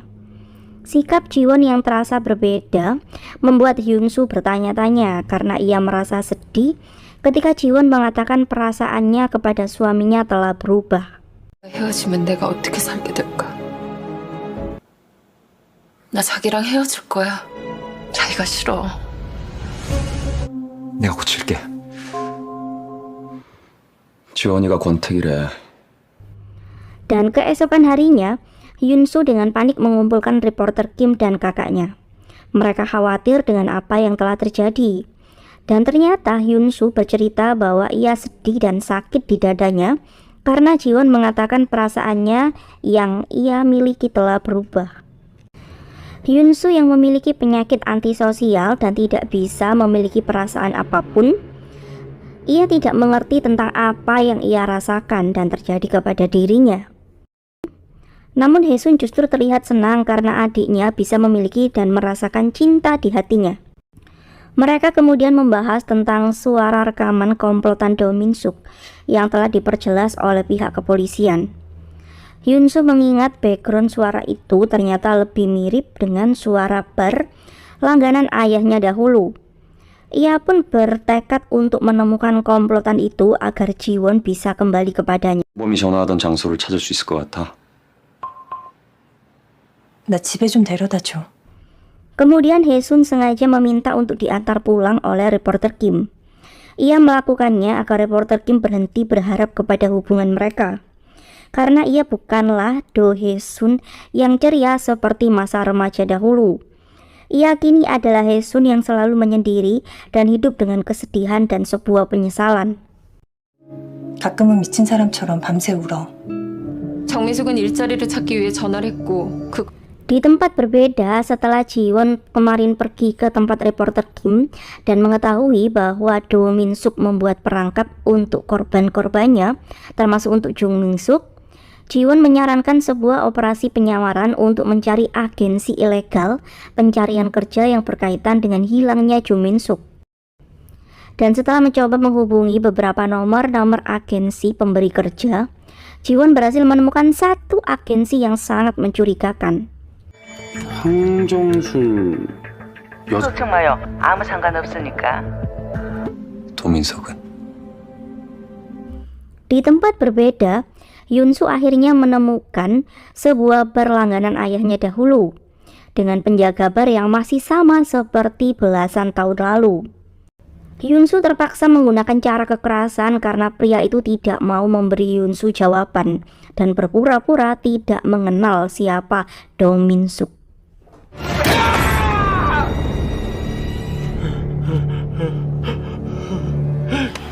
지금 이 상황을 해결할 수 있는 진짜 불안하네. Sementara itu, seorang ibu-ibu gendut yang menjadi komplotan perdagangan manusia mulai bersiap-siap untuk pergi menemui Jiwon yang sedang menyamar sebagai pencari kerja. Kemudian Hyunsu datang ke tempat komplotan perdagangan manusia itu dengan diantar oleh pria penjaga bar. 도민석이 아들이라고? Di tempat berbeda, reporter Kim ternyata tidak menyerah. Malam itu ia pergi ke apartemen Haesun untuk membetulkan lampu kamar Haesun. Karena perasaan yang ia miliki baik dulu dan sekarang tidaklah berubah. 다 잊은 척 하더니. Sementara itu, di tempat Jiwon menyamar, wanita gendut yang akan ditangkap karena terlibat dalam agen pencarian kerja fiktif itu tiba-tiba kabur dari jendela dan bernasib sangat malang karena ia pun terjatuh dari lantai atas. 야 우철, 이게 너만의 문제야? Jiwon dan detektif lainnya tentu sangat cemas dengan keselamatan target operasi penyamaran mereka itu. Dan di tempat berbeda, Hyunsu memperkenalkan dirinya sebagai putra Do Min-suk. Pimpinan perdagangan manusia itu rupanya masih sangat ingat betul ayah Hyunsu. Namun ia tidak mudah memberikan informasi yang Hyunsu inginkan dengan cuma-cuma atau gratis. Hyunsu sangat mengerti orang seperti itu hanya mendewakan uang saja. Ia kemudian mengikuti permainan pria tersebut dengan membeli salah satu orang dari tawanan pria itu dan membayar lebih untuk informasi tentang identitas komplotan Do Min-suk. Di sisi lain, beratnya kasus yang terjadi membuat Jiwon teringat dengan sosok suaminya yang selama ini menjadi supporter pertama dalam hidupnya. Jiwon kemudian menghubungi Hyunsu dan memberinya kesempatan untuk memperbaiki hubungan mereka. Ia memberi Hyunsu waktu 1 jam untuk segera menemui dirinya. Dan setelah membereskan masalahnya dengan pria yang memiliki bisnis ilegal itu, Hyunsu pun langsung berlari menemui Jiwon yang menunggu dirinya. 어디 다친 데 없어? Jiwon menangis karena ia sangat merindukan suaminya.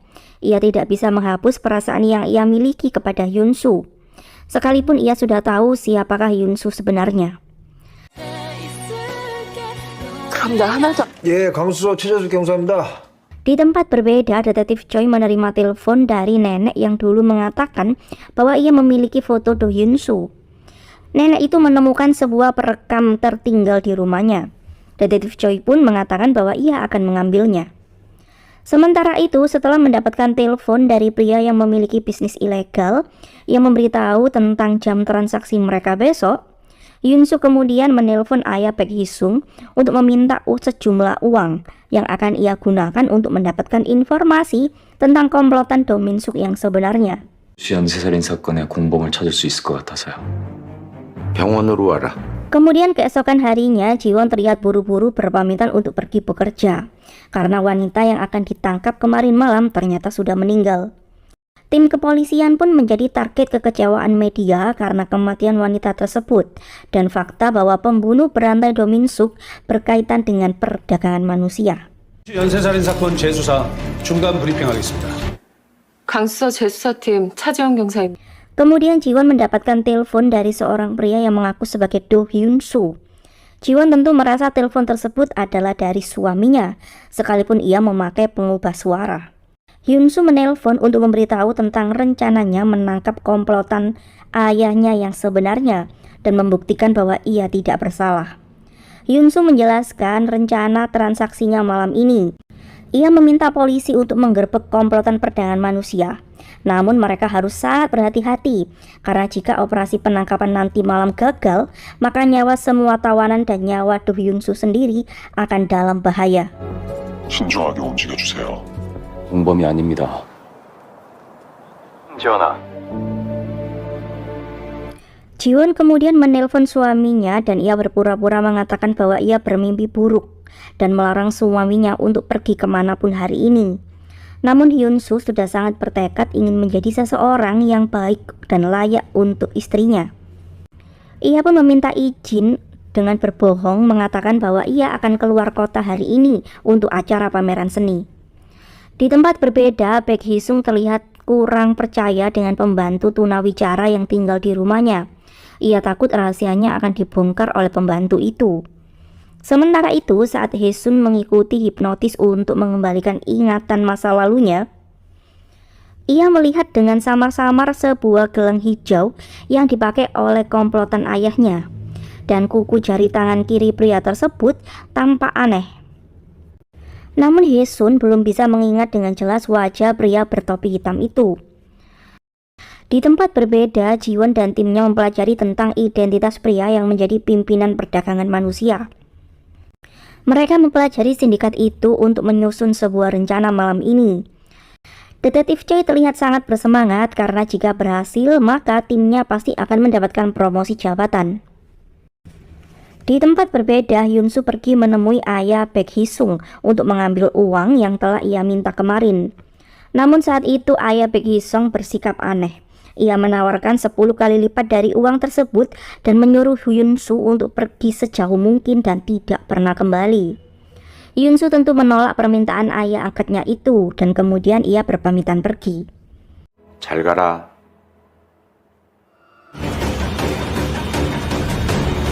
Kemudian Hyun-soo menjemput reporter Kim untuk menemani dirinya melakukan transaksi malam ini. Di tempat berbeda, Ji-won dan yang lain sedang bersiap-siap untuk operasi penangkapan yang akan mereka lakukan.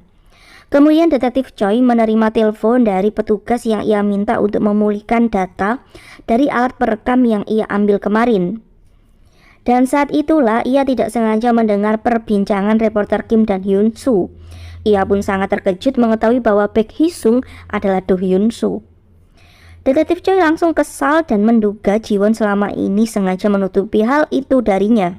Ia kemudian melarang Ji-won untuk ikut dalam operasi malam ini. 지원이 네가 어떻게 그럴 수가 있어? 최재사, 절대 다른 사람을 해칠 사람이 아니야. 증거. Ji-won memohon untuk diizinkan tetap ikut dalam timnya dan ia meminta agar detektif Choi menyembunyikan tentang Do Hyun-soo sampai operasi malam ini. Detektif Choi sangat kecewa kepada Ji-won, namun sangat sulit baginya untuk mengambil keputusan. Dan akhirnya ia tidak ada pilihan selain membiarkan Ji-won ikut dalam rencana malam ini. Namun esok pagi, detektif Choi akan menangkap Do Hyun-soo dan Ji-won tidak bisa menghalanginya. Di tempat berbeda, Hyun-soo bersiap untuk masuk ke tempat Yeon-chul dan melakukan transaksi. Reporter Kim berjaga-jaga di mobil untuk memberitahu polisi lokasi para tawanan korban perdagangan manusia. Kemudian Ji-won mendapatkan telepon dari reporter Kim yang mengaku sebagai Do Hyun-soo untuk memberitahu di mana lokasi para tawanan. Tim kepolisian pun bergegas pergi untuk menyelamatkan para tahanan. Setibanya di sana, mereka pun berusaha untuk membekuk para komplotan perdagangan manusia.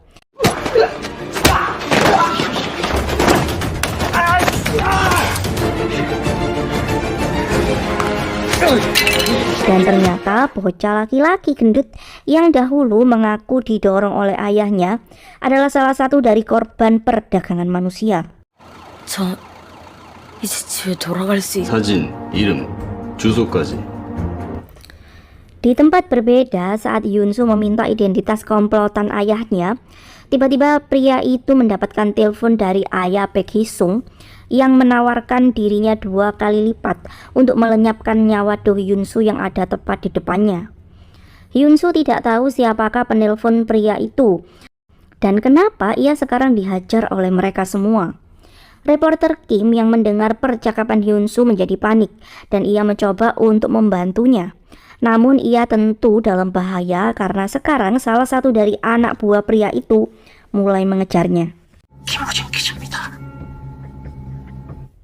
Ia kemudian membuat siaran live agar tim kepolisian dan netizen segera menyelamatkan dirinya. Sementara itu, Hyun-soo berhasil dilumpuhkan oleh pria tersebut. Ia kemudian berencana kabur dan membawa semua uang dan kemudian membakar Hyun-soo hidup-hidup di sana. 끝까지 개수작이야 저거. 너 건들지 말아야 될 걸 건드렸어. 저는 도회수라고. Di tempat berbeda, setelah Hae-sun mencari tahu tentang gelang hijau yang ia ingat sebagai milik komplotan ayahnya, ia menemukan bahwa gelang tersebut adalah milik organisasi rumah sakit ayah Baek Hee-sung. Ia pun kemudian pergi ke rumah direktur rumah sakit Baek dan meminta bantuan untuk menyelamatkan Hyun-soo dari tuduhan sebagai komplotan ayahnya, yaitu Do Min-suk, sang pembunuh berantai. Direktur BLACK tampak mendukung langkah Hae-sun tersebut dan berjanji akan mencari data relawan yang memiliki gelang hijau tersebut di tahun 2022. Lalu ia kemudian menanyakan apakah Hae-sun mengingat ciri khas komplotan ayahnya yang sebenarnya. Hae-sun kemudian menjelaskan tentang kuku jari tangan kiri pria itu yang aneh. Sepertinya pria itu memiliki kebiasaan menggigit kuku jarinya. Dan di sebelah ruangan itu ternyata Baek Hee-sung yang asli terlihat ketakutan sambil menggigit kukunya sendiri. 입에서 손 떼라니까. 도대체 뭐가 문제야? 자기 괜찮아?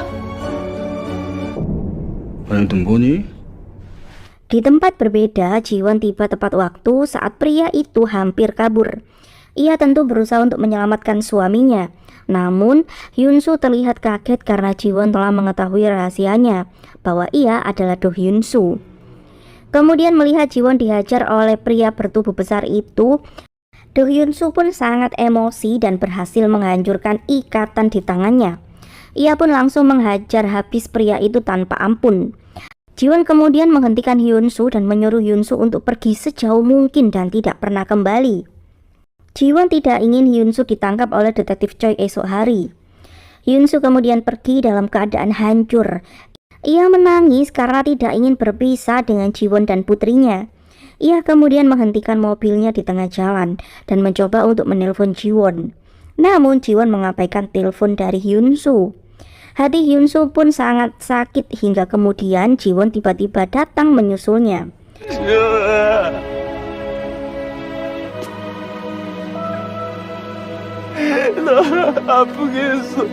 Melihat Hyun-soo menangis keras, Ji-won pun memeluknya. Ia tentu tidak bisa mengabaikan rasa cinta yang masih sama seperti dulu untuk Hyun-soo. Dan malam itu Ji-won mengajak suaminya untuk pulang ke rumah mereka untuk memulai semuanya dari awal dan menghadapi semuanya bersama. Hyun-soo kemudian menceritakan masa kecilnya dan semuanya kepada Ji-won. 자긴 나를 사랑해. 널 사랑해. Kemudian keesokan harinya, Ji-won menggandeng tangan suaminya untuk mendampingi Hyun-soo menemui detektif Choi yang pagi itu ke rumah mereka. Detektif Choi meminta secangkir kopi dan memulai memberikan pertanyaan tentang pembunuhan mandor desa. Dan setelah mendengar Hyun-soo yang tetap kekeh mengaku sebagai pembunuh mandor desa cabul yang hendak menodai kakaknya, detektif Choi memilih untuk berterima kasih atas bantuan Hyun-soo dalam membongkar perdagangan manusia kemarin malam. Dan kemudian ia pun memilih untuk berpamitan pulang. Ia melakukannya karena akhirnya ia tahu peristiwa sebenarnya tentang betapa kejamnya dunia kepada dua remaja yang tidak tahu apa-apa tentang kejahatan ayah mereka. Namun mereka berdua harus menanggung kemarahan dunia atas kejahatan ayahnya. Detektif Choi kemudian menyuruh Ji-won untuk segera kembali bertugas karena banyak yang harus mereka kerjakan. 하루아침에 온 세상에 적이 돼버린 뭐가 뭔지, 무슨 꿍꿍인지. 나쁜 사람이 아니니까.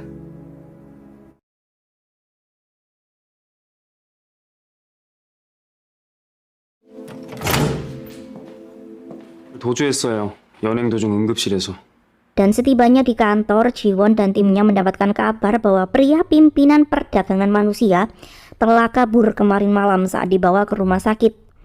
Di tempat berbeda, saat Baek Hee-sung dan ayahnya sedang membahas tentang Hyun-soo, pembantu rumah tangga tersebut diam-diam mendengarnya, dan hal itu terlihat oleh Hee-sung. Kemudian merasa nyawanya terancam, ia pun memilih untuk berpamitan dan tidak bekerja mulai hari ini. Namun sebagai uang tutup mulut, ia pun meminta uang pesangon yang sangat besar.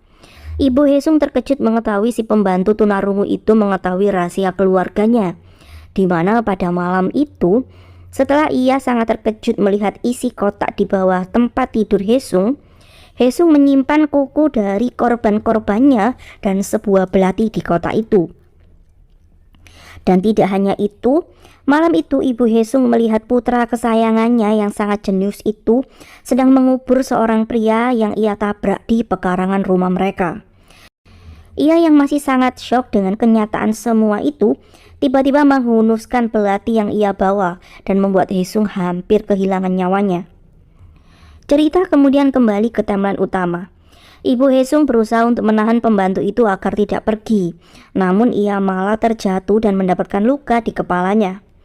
Melihat ibunya terluka, Hesung tiba-tiba berdiri dari kursi dan langsung membalas perbuatan pembantu itu dengan melenyapkan nyawanya.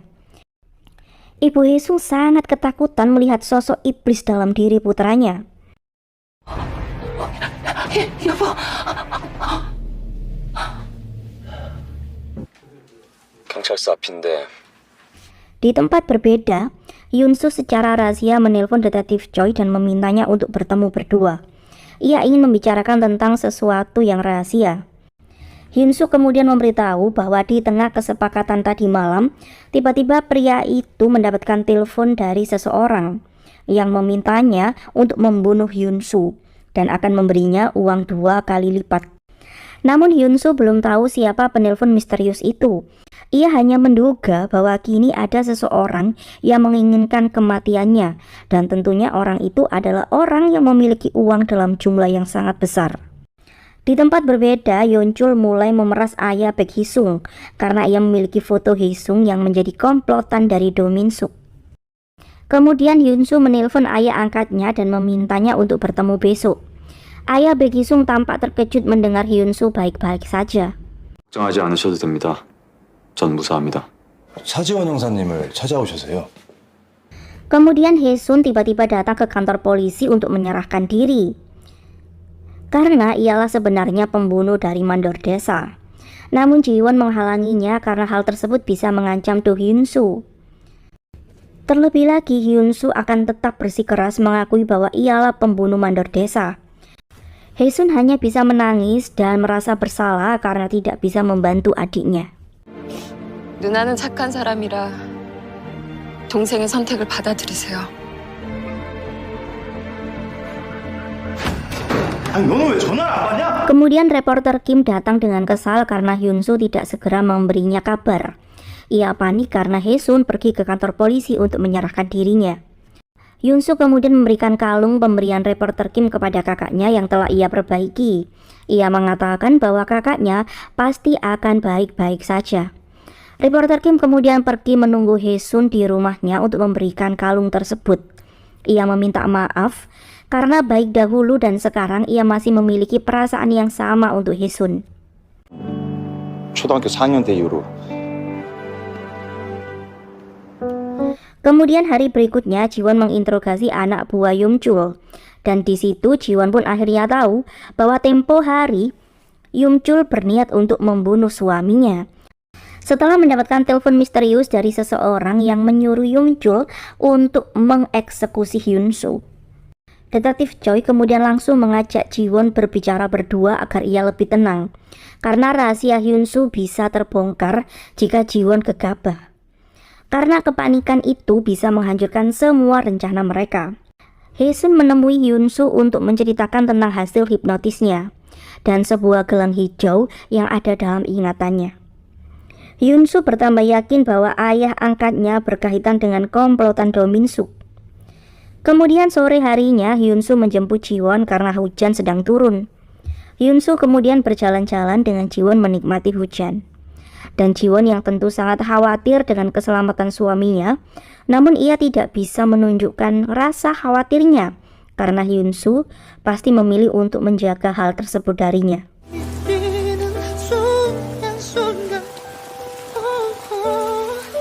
Kemudian Hyun-soo menelpon ayah angkatnya untuk membatalkan janji temu malam ini.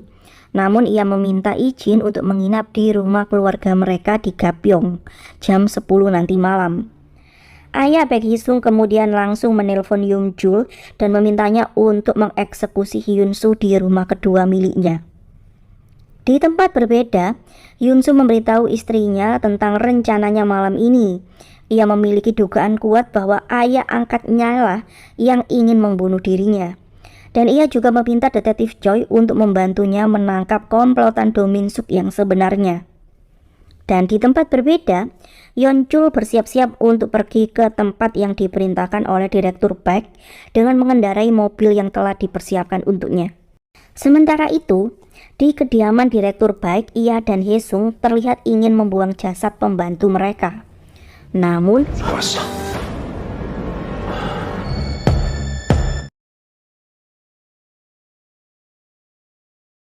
saat Jiwon dan Yoon-soo datang ke rumah Direktur Park, Hye-sung dan ayahnya hendak membuang jenazah pembantu mereka. Namun, kedatangan Yoon-soo menunda rencana mereka itu. Hye-sung meminta ibunya untuk tenang dan menemui Yoon-soo agar mereka tidak curiga. Yoon-soo dan Jiwon langsung membahas tentang Yeon-chul yang berniat untuk membunuhnya tempo hari.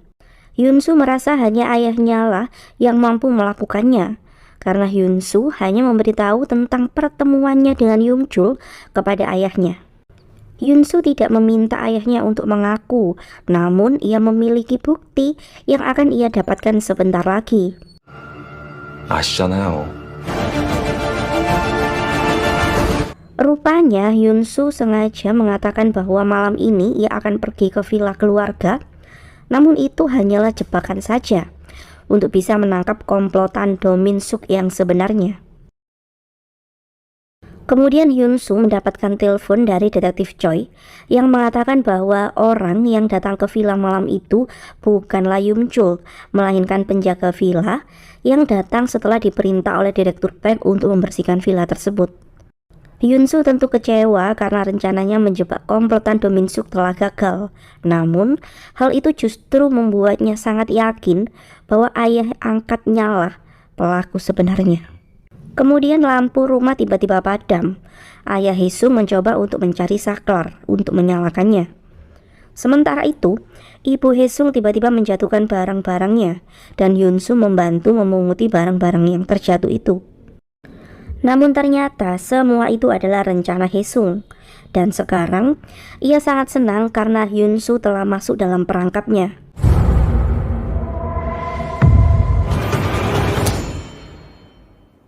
Kemudian singkat cerita, Jiwon dan Yoon-soo pulang ke rumah mereka. Tengah malam itu, Yoon-soo mendapatkan telepon misterius dengan suara yang tampak mirip dengan suara komplotan Do Min Suk. Ia kemudian pergi ke tempat sumber telepon misterius itu, namun tidak ada seorang pun di sana. 나를 볼 수 없어. Dan keesokan harinya, mayat si pembantu keluarga Baek ditemukan di sebuah gunung. Polisi tampak terkejut karena kuku si pembantu tersebut hilang satu. Sementara itu, Yoon-soo mulai terganggu dengan kejadian tadi malam. Namun, ia tidak ingin Jiwon merasa khawatir dengan suara telepon misterius yang mengancam keluarganya tadi malam. Kemudian Hye-sun datang untuk menemui adiknya. Ia menceritakan tentang kedatangannya ke rumah Direktur Park untuk meminta data relawan rumah sakit. Yoon-soo semakin yakin bahwa ayah angkatnya memang terlibat atau mungkin berhubungan dengan komplotan Do Min Suk yang sebenarnya. Selain itu, Hye-sun juga menceritakan tentang perasaannya saat ada di rumah Direktur Park. Entah kenapa ia merasa seperti sedang diawasi oleh seseorang. Kemudian reporter Kim datang memberitahu tentang penemuan mayat di gunung tersebut. Dan mayat tersebut kukunya telah hilang satu. 왼쪽 엄지 손톱이 없대. 다른 장소에서 살해되고 옮겨진 것 같아요. Sementara itu, di tempat berbeda, saat detektif Choi memeriksa catatan buku milik mayat yang ditemukan pagi tadi, ia menduga mayat itu adalah seorang tunawicara. Namun mereka bingung dengan kalimat yang ada di catatan tersebut. Namun Jiwon mulai bingung karena dalam kalimat di catatan itu tertulis nama Direktur Park. Hingga kemudian detektif Im mendapatkan telepon bahwa tim forensik telah menemukan sidik jari pelaku di plester plastik yang digunakan untuk mengikat korban. Mereka terlihat sangat senang sekaligus bingung karena begitu cepat bukti-bukti itu didapatkan, termasuk identitas si korban. Detektif Lee kemudian menyuruh Detektif Choi untuk mencari bukti-bukti di rumah korban. Sementara Detektif Im dan Ji-won harus ke lab forensik untuk memeriksa. Sesampainya di rumah korban, Detektif Choi mendapatkan sesuatu yang mengejutkan dirinya. Ia pun langsung menelpon Ji-won dan memberitahu bahwa korban adalah pembantu rumah tangga keluarga mertua Ji-won sendiri. Ji-won mulai sangat bingung dan ia khawatir dengan suaminya karena kemarin malam suaminya pergi diam-diam. Ji-won kemudian membawa sidik jari dari forensik yang gagal diidentifikasi sidik jarinya. Ia pun bergegas pulang untuk memeriksa kecurigaannya. Ia sangat terkejut karena sidik jari suaminya sama dengan sidik jari yang ditemukan pada korban tadi. Ji-won kemudian menemui suaminya di bengkel. Ia menanyakan kemana ia pergi tadi malam. Namun Hyun-soo tidak bisa mengatakan yang terjadi kemarin malam kepada Ji-won. Ji-won kemudian memberitahu bahwa sidik jari suaminya sama dengan sidik jari yang ditemukan kepada korban. Hyun-soo tentu sangat terkejut dengan hal itu karena ia sendiri tidak tahu kenapa sidik jarinya bisa ada di sana. Ia pun akhirnya memberitahu tentang telepon misterius tadi malam kepada Ji-won.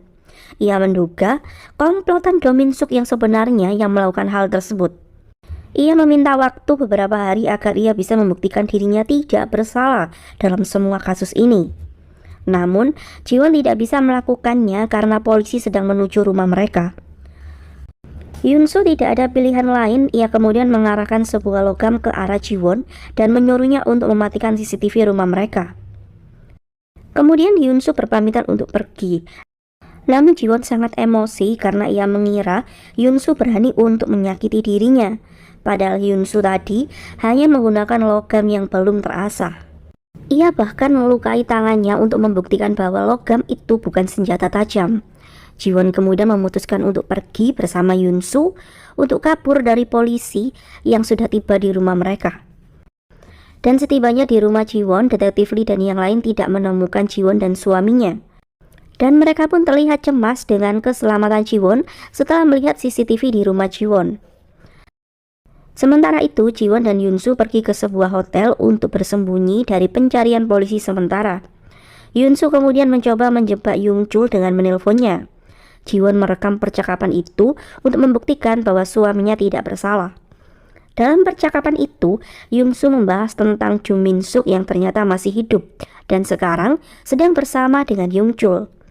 Yung-chul tentu terkejut Hyun-soo mengetahui hal itu. Rupanya saat tadi Hyun-soo menelpon Yung-chul, Jo Min-suk lah yang mengangkat telepon Hyun-soo. Yung-chul mengatakan bahwa komplotan Do Min-suk bukanlah dirinya, melainkan seseorang yang lebih berbahaya dan lebih gila darinya. Dengan bukti rekaman itu, Hyun-soo dan Ji-won sudah bisa membuktikan bahwa Hyun-soo bukanlah komplotan Do Min-suk yang sedang dicari oleh pihak kepolisian. Di tempat berbeda, Detektif Lee menerima kemarahan dari pimpinannya karena mereka telah dibodohi oleh Do Hyun-soo yang selama ini ada di depan mata mereka. Namun, Detektif Lee memilih untuk melindungi Ji-won dengan mengatakan bahwa Ji-won adalah korban dan tidak mengetahui bahwa suaminya adalah Do Hyun-soo. 정말 차 형사 관계 없는 거지? 차 형사 아무것도 몰랐습니다. Di tempat berbeda, Yung-chul menyandra Jo Min-suk karena ia hendak menyerahkannya kepada Baek Hee-sung. Jo Min-suk sangat ketakutan dan mulai mengingat peristiwa naas yang terjadi kepadanya 15 tahun lalu yang dilakukan oleh Do Min-suk dan juga Baek Hee-sung. Di tempat berbeda, Hee-sung menyuruh ibunya untuk berbohong ketika Detektif Choi ke rumah mereka. Ibu Hee-sung mengatakan bahwa Do Hyun-soo selama ini telah mencuri identitas putranya dan mengancam keluarga Baek. Kemudian pimpinan polisi diundang secara khusus oleh Direktur Baek. Ia meminta pimpinan polisi untuk segera menangkap Do Hyun-soo karena ia adalah orang yang sangat berbahaya. Direktur Baek sengaja berbohong tentang Do Hyun-soo yang menipu dan mencuri identitas putranya. Sementara itu, demi keamanan Hee-sun, kini ia sementara harus tinggal di rumah reporter Kim. Namun reporter Kim justru mendapatkan masalah karena pihak kepolisian sedang mencari Do Hyun-soo lewat dirinya. Setelah pihak kepolisian mendapatkan Hyun-soo sebagai daftar pencarian orang, di tempat berbeda Yung-chul mulai berpikir untuk memihak Do Hyun-soo atau Hee-sung. Ia merasa khawatir dengan keselamatannya sendiri jika memihak orang yang salah. Dan setelah itu, Jo Min Suk mengatakan bahwa komplotan Do Min Suk, yaitu si rambut pirang, adalah orang yang sangat berbahaya karena ialah orang yang membunuh Do Min Suk dengan memukul kepalanya dari belakang. Yung Chul tentu khawatir dan terkejut karena selama ini publik mengetahui bahwa Do Min Suk tewas karena bunuh diri. Ia pun kemudian memilih untuk bergabung dengan Do Hyun Soo. Kemudian setelah mendapatkan alamat dari Yung Chul, Hyun Soo memilih untuk berpisah dari Ji-won karena ia tidak mungkin membiarkan Ji-won dalam bahaya. Hyun Soo memborgol tangan Ji-won dan kemudian berpamitan pergi. 다녀올게. Ia berjanji akan membersihkan namanya agar bisa kembali kepada Ji-won. Kemudian detektif Lee menjemput Ji-won di hotelnya setelah Hyun Soo melaporkan keberadaan Ji-won kepada polisi. Mereka kemudian pergi menemui pimpinan polisi. Ji-won membawa bukti percakapan suaminya dan Yung Chul untuk membuktikan bahwa suaminya tidak bersalah dan bukan komplotan dari Do Min Suk. Sedangkan komplotan dari Do Min Suk yang sebenarnya adalah orang yang membunuh pelayan keluarga Baek tadi pagi. Kemudian, karena desakan dari anak buahnya, akhirnya pimpinan pun mengizinkan penyelidikan untuk menangkap komplotan yang sebenarnya. Di tempat berbeda, saat hendak pergi menemui Yung Chul dengan sekoper uang yang ia bawa, Direktur Baek menerima telepon dari pimpinan polisi yang memberitahu bahwa Do Hyun Soo bukanlah komplotan Do Min Suk, sehingga keluarga Direktur Baek tidak perlu khawatir. Mendengar hal tersebut, justru Hae Sung dan ayahnya terkejut karena rencana menjebak Hyun Soo telah gagal. Direktur Baek sebenarnya merasa putra kesayangannya masih memiliki sebuah rahasia yang belum ia beritahu dan ia mencemaskan hal itu. Sementara di tempat berbeda, Hae Sun tiba-tiba diserang oleh penguntit yang ternyata adalah reporter usil yang selama ini mencari Do Hyun Soo. Kemudian setibanya di kantor polisi, detektif Choi dan rekannya sangat lega melihat Ji-won telah kembali. Sementara Ji-won sendiri saat itu merasa khawatir dengan kakak iparnya yang mengalami penyerangan tadi. Ji-won kemudian menginterogasi reporter yang menguntit Hae Sun, dan kemudian Yuna datang karena sangat merindukan ibunya. Sementara ibu Ji-won sendiri rupanya tidak bisa menjaga cucunya karena ia sangat syok dengan kejadian yang menimpa putrinya. Ji-won kemudian meminta tolong Hae Sun untuk menjaga Yuna. Hae Sun sangat diterima dengan baik oleh Yuna yang langsung bisa akrab dengannya. Sementara itu, Hyun Soo terlihat pergi ke kampung halamannya dengan menaiki bus. Kemudian Hae Sun menghubungi reporter Kim untuk meminta maaf karena sikapnya yang kesal kepadanya tadi. Ia menceritakan tentang penguntit yang ke rumahnya. Hae Sun hendak mengambil barang-barang Yuna dan kemudian mengajaknya bersembunyi di rumah reporter Kim. Namun hal tak disangka terjadi. Rupanya sejak tadi, Hae Sun diam-diam bersembunyi dan menunggu Ji-won pulang. Ia kemudian masuk ke rumah Ji-won karena mengira Hae Sun adalah Ji-won. Hae Sun yang sangat ketakutan saat itu memilih untuk menyelamatkan Yuna dengan menguncinya di kamar dan tidak membuka pintu untuk siapapun kecuali untuk ibunya. Dan setelah mengetahui bahwa pria yang bertopi hitam yang ada di rumah Ji-won adalah komplotan ayahnya, Hae Sun pun sengaja memakai name tag Ji-won dan berpura-pura menjadi Ji-won. Dan dengan tanpa belas kasihan, Hae Sung pun langsung menusuk Hae Sun. Hae Sung pergi setelah mengambil ID card dari Ji-won. Dan sesaat kemudian reporter Kim datang untuk menjemput Hae Sun dan juga Yuna. Ia sangat terkejut melihat keadaan Hae Sun yang sudah bersimbah darah. Dan kemudian ia pun segera membawa Hae Sun ke rumah sakit. Di tempat berbeda, detektif Choi dan juga detektif Lee memeriksa CCTV rumah Direktur Baek. Mereka mulai menganalisis waktu kematian pembantu rumah tangga Direktur Baek. Pembantu rumah tangga itu sempat memesan makanan setibanya ia di rumah. Namun ada yang janggal dengan waktu kematian yang dirilis oleh pihak forensik. Detektif Choi kemudian pergi untuk menanyakan sesuatu kepada orang yang mengantar makanan tadi. Kemudian detektif Lee dan yang lain mulai memeriksa rekaman black box yang ada di dekat telepon umum tempat penelpon misterius menelpon Hyun Soo tadi malam. Satu hal yang membuat mereka merasa aneh adalah kenapa orang misterius itu tidak menyadari kamera dashboard mobil yang bisa merekam dirinya saat itu. Kemudian Jiwon mendapatkan telepon tentang keadaan putrinya di rumah. Ia pun bergegas pulang untuk menemui Yuna yang mengunci pintu dan menunggu Jiwon pulang. Sementara itu, saat memeriksa rekaman CCTV di dekat rumah Jiwon, para detektif yakin pelaku tersebut telah menunggu Jiwon sedari tadi. Mereka kemudian berusaha untuk menjebak pria itu dengan membuat informasi palsu bahwa Jiwon telah tewas. Kemudian setelah Jiwon menitipkan anaknya kepada ibunya, ia memeriksa kondisi Haesun yang sedang operasi. Reporter Kim merasa sangat bersalah tidak bisa menjaga Haesun dengan baik. Reporter Kim kemudian ingat tentang Haesun yang meminta tolong Direktur Baek untuk mendapatkan data relawan rumah sakit di tahun 2002. Ia kemudian pergi ke rumah Direktur Baek untuk mendapatkan data itu agar bisa tahu siapakah komplotan Do Min Suk yang sebenarnya. Setelah Jiwon sampai di kantor polisi, Jiwon dan yang lain kemudian memeriksa CCTV di rumahnya. Mereka melihat sosok yang sama persis dengan pria yang ada di telepon umum. Namun Jiwon merasa aneh karena tersangka yang menikam Haesun tidak mengetahui wajah Jiwon yang sebenarnya. Di tempat berbeda, Hyun-soo memberikan kunci kerangkeng kepada Jo Min-suk agar ia bisa kabur saat nanti Hyun-soo sedang menangkap komplotan ayahnya. Kemudian saat Haesun datang dengan membawa uang untuk menebus Jo Min-suk, Jo Min-suk tampak sangat ketakutan melihat sosok pria yang dahulu menculiknya itu. Kemudian saat Yong-chul memeriksa uang-uang itu, ia tanpa sadar telah terpapar racun tikus yang Haesun taruh di dalam uang tersebut. Ia sengaja melakukannya karena ia masih hafal dengan kebiasaan Yong-chul yang suka mencium aroma uang. Haesun kemudian hendak membuka kerangkeng Jo Min-suk, namun kunci yang diberikan oleh Yong-chul tadi ternyata tidak bisa membuka kerangkeng itu. Dan disinilah Hyun-soo kemudian muncul dan menghajar habis Haesun.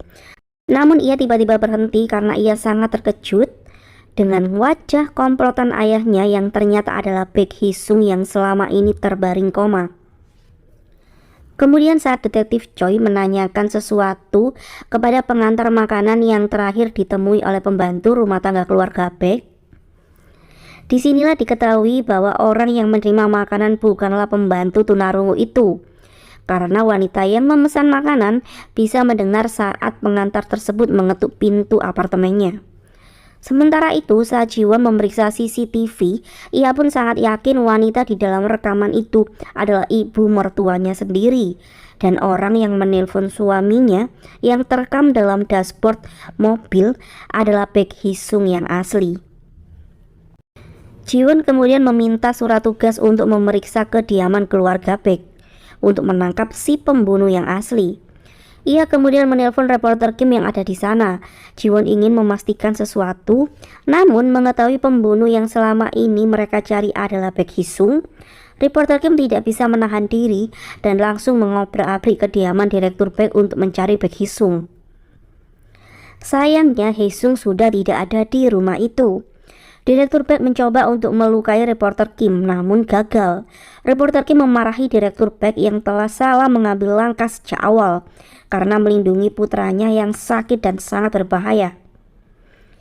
Direktur Baek hanya bisa menangis karena ia hanya ingin putranya bisa berubah dan sadar setelah melihat semua pengorbanan kedua orang tuanya selama ini. 모르지 않았어. 지금껏 나한테 놀아난 기분이 어때? Sementara itu, di tempat berbeda, Hae-sung sengaja memprovokasi Hyun-soo agar ia menjadi pembunuh seperti dirinya. Ia menyuruh Hyun-soo mengambil ponsel di sakunya, dan saat itu Hyun-soo melihat ID card istrinya. Hae-sung memberitahu bahwa Jiwon telah tewas, dan hal tersebut memancing kemarahan Hyun-soo.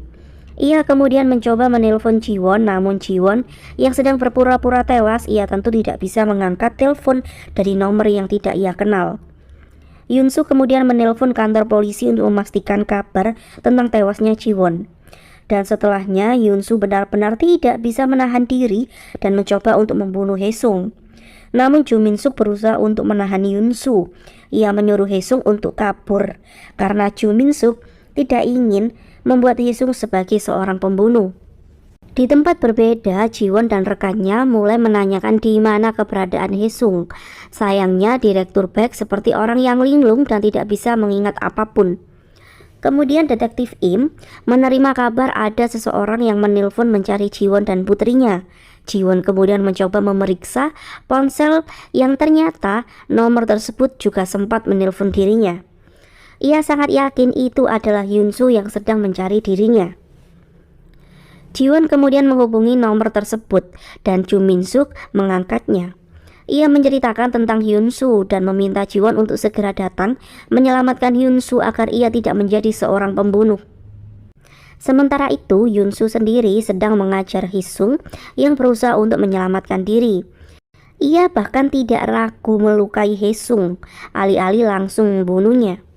Kemudian sesampainya di rumah Do Min-suk, tim kepolisian bergegas mencari keberadaan Hyunsu. Jiwon sangat berterima kasih karena Ju Min-suk bertahan untuk tetap hidup. Di sisi lain, Hyunsu sudah menangkap Haesung dan juga berniat untuk membunuhnya di tepi jurang. Haesung justru senang ketika ia bisa merubah Hyunsu menjadi seorang pembunuh, karena ia menyalahkan ayah Hyunsu yang telah merubah dirinya menjadi pembunuh. Padahal sejak remaja Haesung sendiri telah memiliki bibit-bibit psikopat yang sering melukai teman-temannya dengan wajah tidak bersalah dan berlindung di dalam nama keluarganya. Kemudian Hyunsu mendengar suara Jiwon memanggil dirinya. Namun ia justru takut apakah yang ia lihat benar-benar Jiwon ataukah hantu. Jiwon memberitahu bahwa kabar tewasnya dirinya hanyalah untuk menjebak komplotan Do Min-suk yang sebenarnya. Hyunsu menangis karena ia sangat mencemaskan Jiwon. Dan saat itu ia pun menuruti Jiwon untuk tidak menjadi pembunuh seperti yang diinginkan oleh Baek Hee-sung. Kemudian Hyunsu mendekati Jiwon dan memeluknya. Namun tiba-tiba Haesung berhasil meraih pistol polisi yang hendak menangkapnya dan ia pun mengarahkan pistolnya kepada Hyunsu. Detektif Im langsung mengarahkan tembak kepada Haesung hingga ia pun tewas. Sementara Hyunsu harus dilarikan ke rumah sakit karena ia terluka di kepalanya. 현재는 뇌진탕으로 인한 의식. 좀 어때? Singkat cerita, 1 bulan kemudian Hyunsu tersadar dari komanya. Namun saat itu ia hanya mengingat dirinya sebagai Hyunsu. Ia melupakan hidupnya saat menjadi Baek Hee-sung dan juga melupakan Jiwon yang selama 14 tahun selalu bersamanya. Dan beberapa hari kemudian, sidang atas kasus pembunuhan mandor desa telah dibuka kembali. Haesun menyerahkan diri sebagai pembunuh mandor desa dan kini ia berusaha untuk mendapatkan keringanan hukuman. Jiwon tetap ingin membantu Haesun walaupun ia dan Hyunsu telah terpisah karena Hyunsu tidak bisa mengingat dirinya.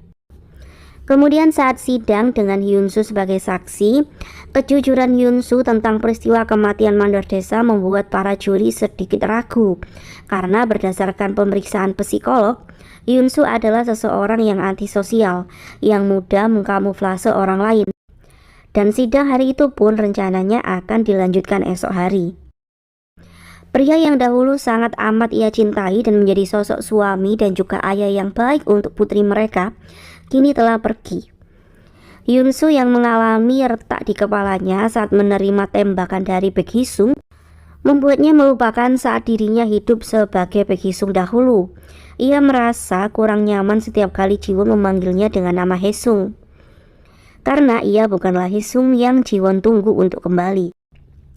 Namun karena Hyunsu masih memakai cincin pernikahan mereka, Jiwon pun seperti memiliki kesempatan untuk bisa kembali bersama. Kemudian saat di dalam mobil, reporter Kim menanyakan apakah Hyunsu masih memiliki perasaan kepada detektif Cha. Hyunsu sendiri lebih merasa malu karena selama ini ia telah menipu detektif Cha. Di tempat berbeda, detektif Choi dan detektif Lee membahas tentang kasus dari Haesun, dan detektif Choi menemukan cara untuk membantu persidangan kedua. Detektif Cha kemudian mengajak Haesun untuk pergi menemui keponakan mandor desa yang memberi kesaksian bahwa dahulu pamannya hanya berniat untuk memanfaatkan warisan yang Hyunsu dan Haesun dapatkan. Selama perjalanan itu, Hyun-soo sering salah tingkah dengan berada di dekat Ji-won. Ia bahkan samar-samar teringat kenangan saat mereka bersama yang membuat Hyun-soo tanpa sadar tersenyum bahagia karena melihat senyum indah Ji-won. Kemudian saat bertemu dengan keponakan mandor desa, Hyun-soo sengaja tidak memaksa pria itu untuk bersaksi. Hyun-soo mengatakan ia telah memaafkan tindakan si mandor desa dan sekalipun pria itu tidak ingin bersaksi, Hyun-soo pun telah memaafkan pria itu dan tidak akan memaksanya. Ji-won tampak kesal karena pria itu menolak bersaksi. Namun tiba-tiba pria tersebut menelpon Hyun-soo untuk meminta maaf dan ia pun akan menebus kesalahannya dengan bersaksi untuk bisa membebaskan Hae-sun. Melihat Hyun-soo yang sangat pandai mempengaruhi orang lain membuat Ji-won merasa aneh dan bertanya-tanya apakah pria ini adalah Hyun-soo yang ia kenal. Hyun-soo pun sekali lagi meminta maaf kepada Ji-won karena Ji-won pasti kecewa dengan dirinya. Sementara di tempat berbeda, reporter Kim menjenguk Hae-sun untuk menguatkan Hae-sun. Hae-sun kini lebih tampak bahagia walaupun ia masih memakai baju penjara. Namun ia sangat lega karena tidak menjadi beban untuk adiknya. Ia berterima kasih karena reporter Kim selalu bersamanya. Dan keesokan harinya, kesaksian keponakan mandor desa pun akhirnya memberi perubahan keputusan yang baik untuk Hae-sun. Dan ia pun segera akan dibebaskan karena hal yang ia lakukan dianggap sebagai usaha pembelaan diri saat si mandor desa hendak menyelecehkan dirinya. Kemudian untuk memulai kehidupan baru, Ji-won memutuskan untuk pindah dengan putrinya, walaupun Yuna masih sangat rindu dengan sosok ayahnya. Di tempat berbeda, Hyun-soo berencana untuk mewariskan semua hartanya kepada Yuna, namun ia tidak berani untuk menemui Yuna. Dan beberapa hari berikutnya, saat Hyun-soo hendak membeli tempat tinggal baru, agen penjualan rumah membawanya ke rumah Ji-won yang saat itu akan dijual. Dan saat melihat buku catatan di bengkel miliknya, ia pun kembali mengingat dengan samar kebersamaannya dengan Ji-won dahulu. Hyun-soo sangat sedih mengetahui Ji-won akan pindah dan jauh darinya. Dan saat itu, Hyun-soo memberanikan diri untuk meminta Ji-won memberinya kesempatan satu kali lagi. Ji-won kemudian memakaikan cincin pernikahan mereka yang tempo hari dikembalikan oleh Hyun-soo padanya. Dan setelah itu, mereka berdua pergi untuk menjemput Yuna di sekolah. Yuna sangat senang bisa bertemu dengan ayahnya kembali. Dan pelukan hangat keluarga kecil itu mengakhiri drama Flower of Evil.